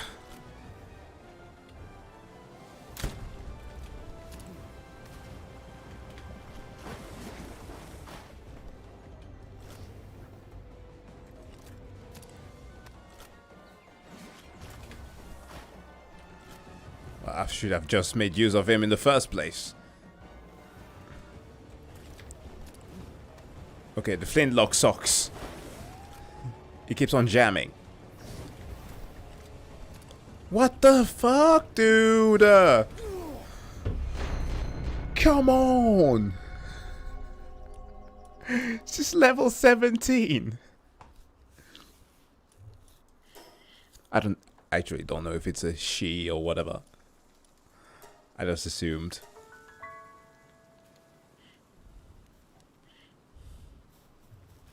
Alright, it was nice having you here. Have a good night.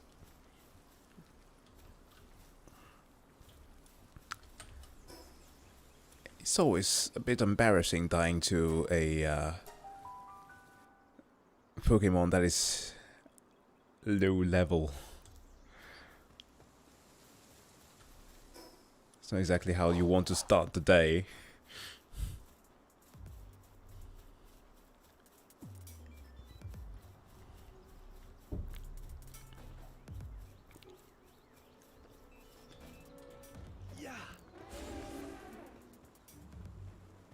Oh no, I am making a mistake right now.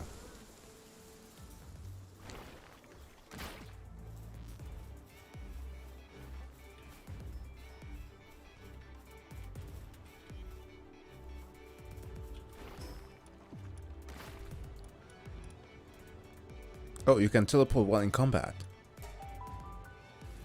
That's good. That's a nice way to avoid trouble.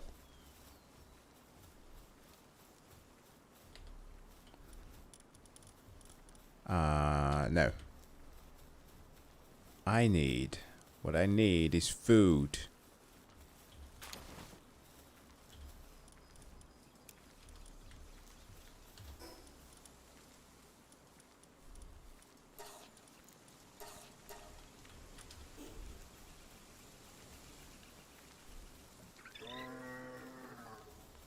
Also, thank you, Palworld, for not including, at least having different hairstyles for black people.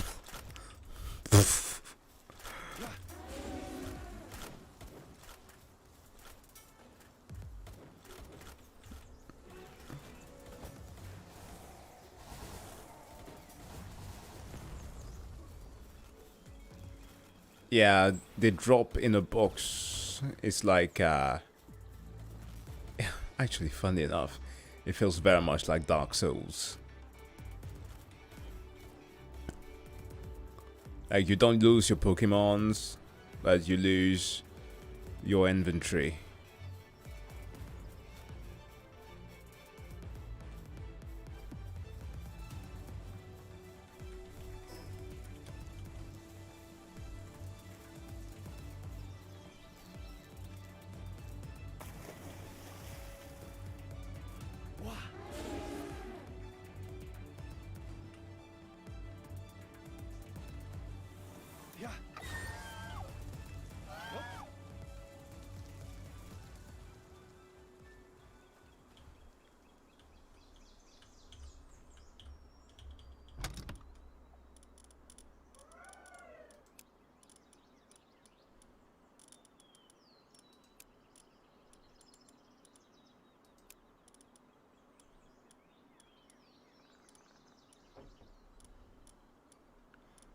Wait. Oh, the mate. Seriously.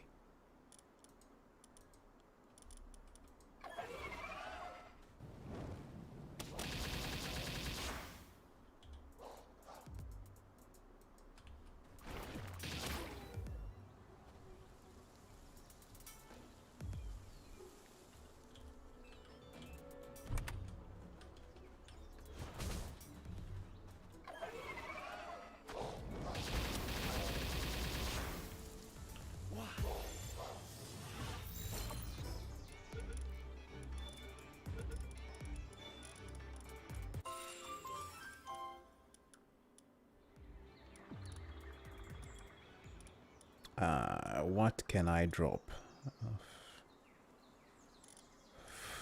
Freaking 400. Ugh, really? Do I have to give all of this up? Okay, you better.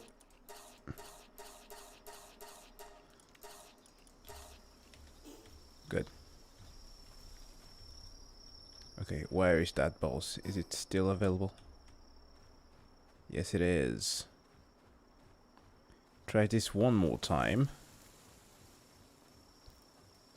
While she sleeps. Oh. Oh, that's great. That's actually perfect.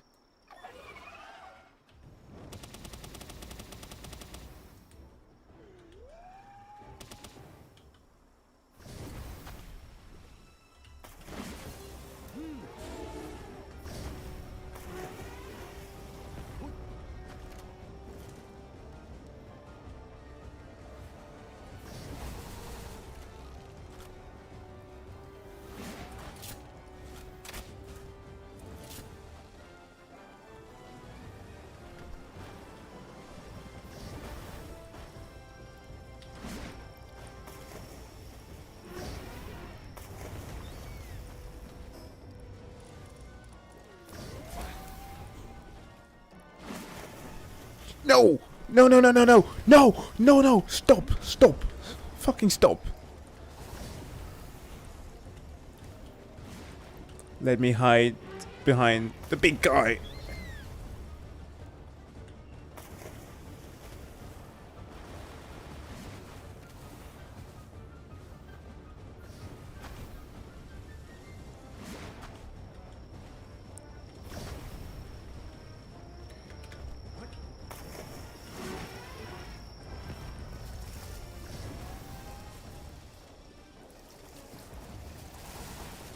But also I have 0 healing items.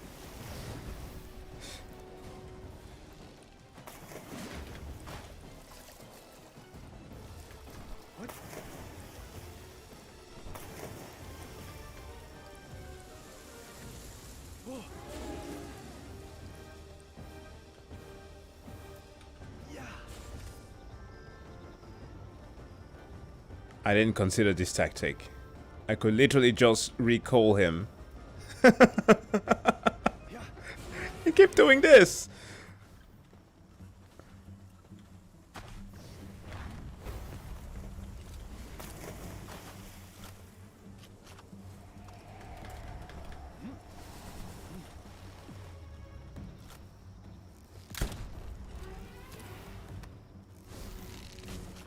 Wait, what's attacking me now?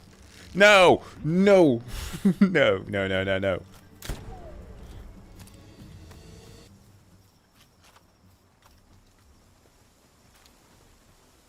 So what? We lost aggro from the boss?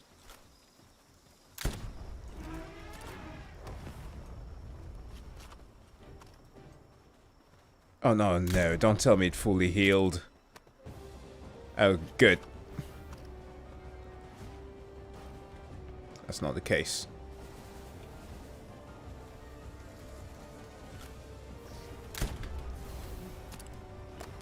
I swear I dodged that.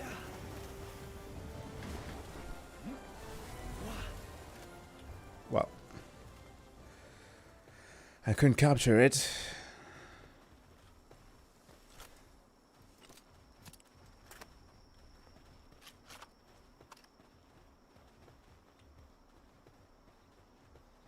Ultima Online.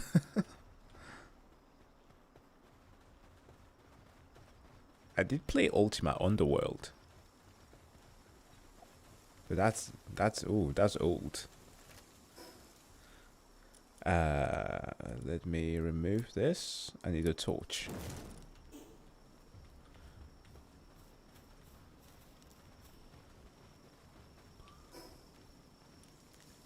One down.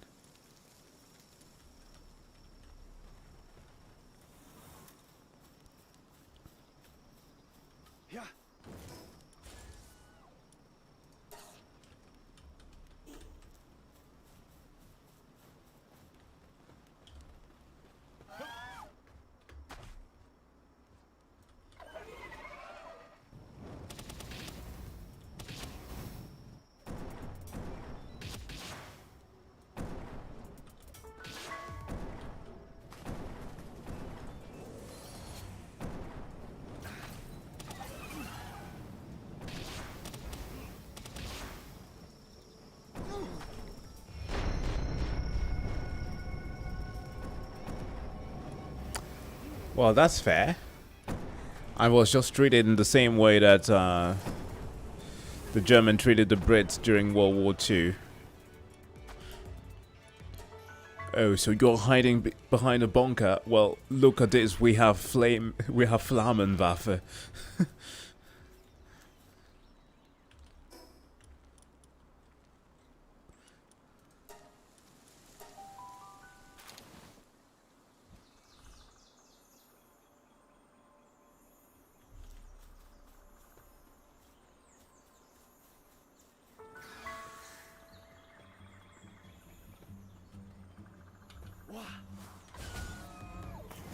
Okay, come on. I literally just...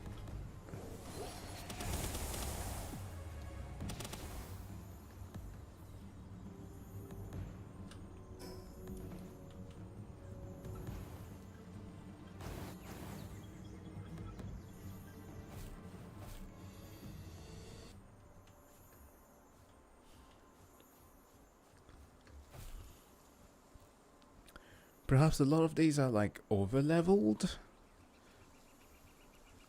Like beyond my reach, but I don't know. Let's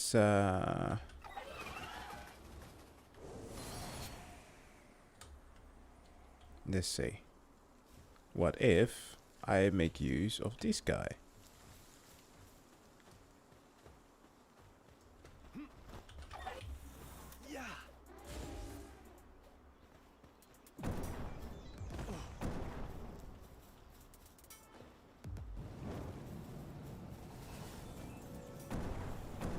That flamethrower is no joke.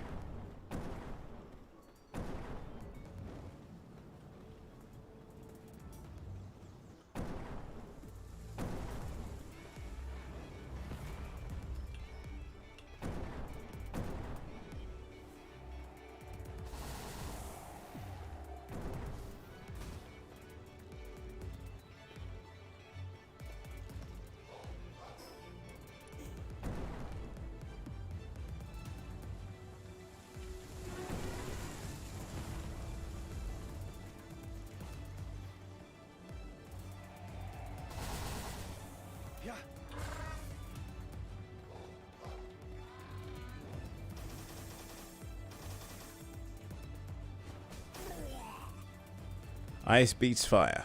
Great. Oof. Get bodied. Get bodied, dog.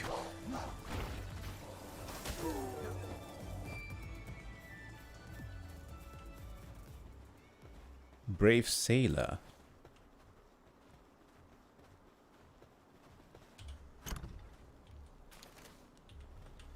Okay.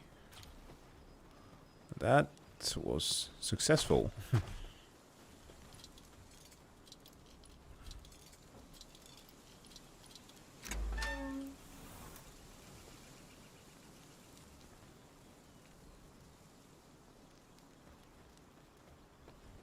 Am I pronouncing it right if I say Mayar? If so, thanks. Thanks a lot. Thanks a lot, Mayar.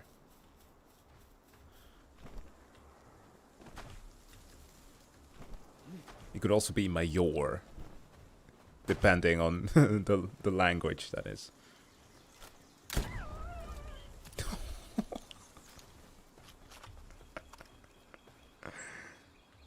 I mean,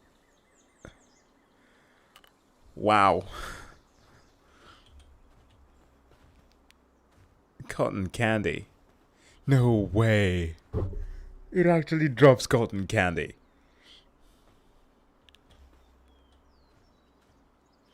That's hilarious.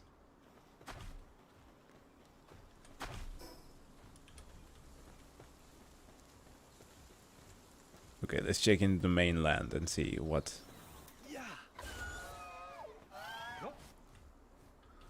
goes on in there.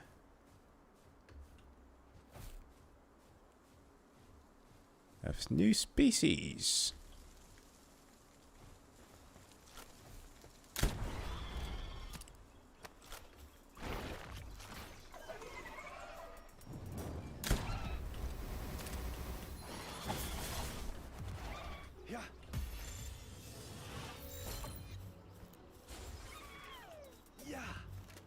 Ugh, well, then you died.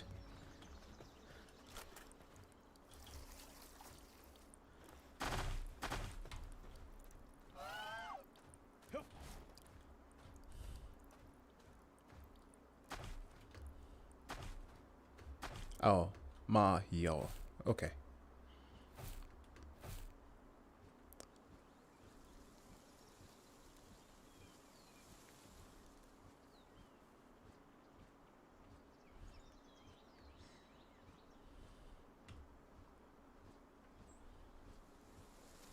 Hey, you too, man. Take care.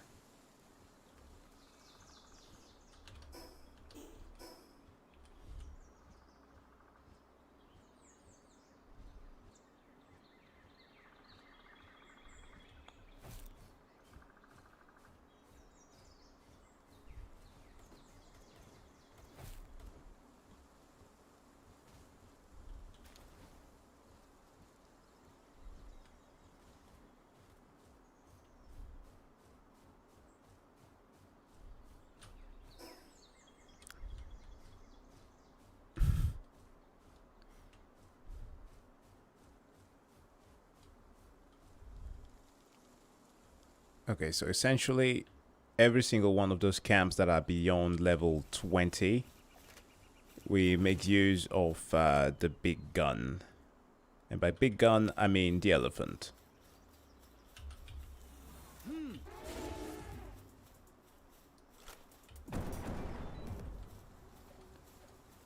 No, come on, Musket.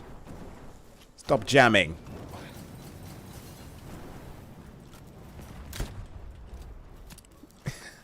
Feel like a World War One soldier. No, a medieval soldier. Having to deal with World War II artillery. Oof.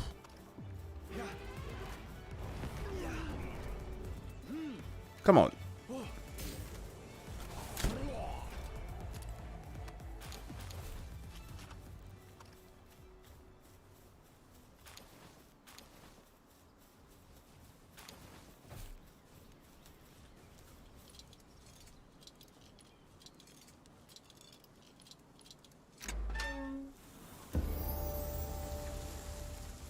Nice. Rib bunny. Somebody needs to eat.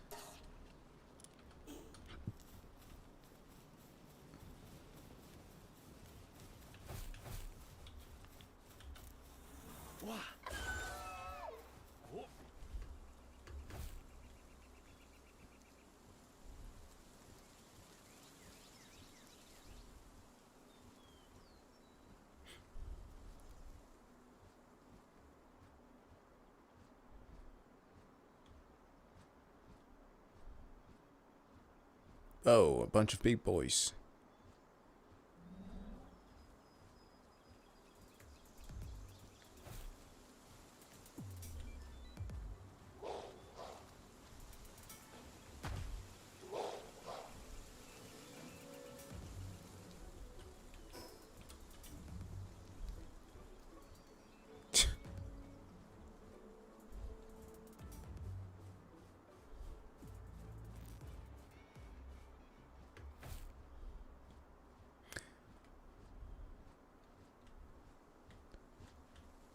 One thing that is nice and positive about this is that they actually make full use of the Unreal Engine to make a lot of this work.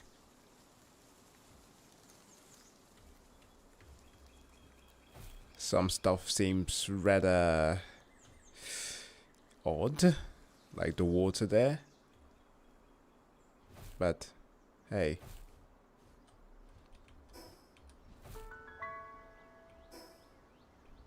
False mineshaft. Okay. Oh, there's actually something inside.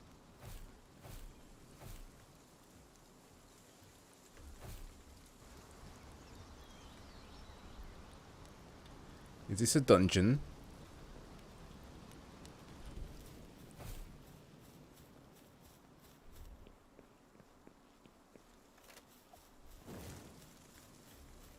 Okay, I guess I need to shift to another Pokemon.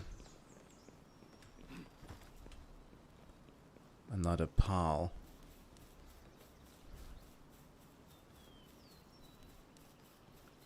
See what we'll get to find across the mountain. Oh. Oh no. Okay. I guess we're ending the stream here.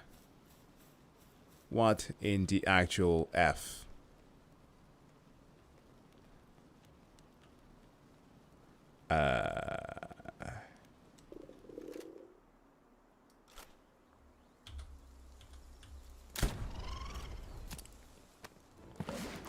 It's literally one of those reindeers from Elden Ring.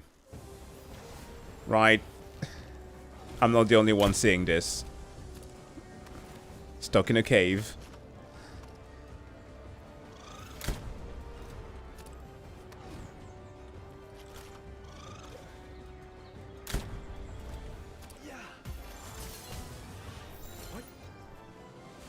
Yeah, I know. I was just testing to see if the thing could be cast at all. Whoa, it's raining acid.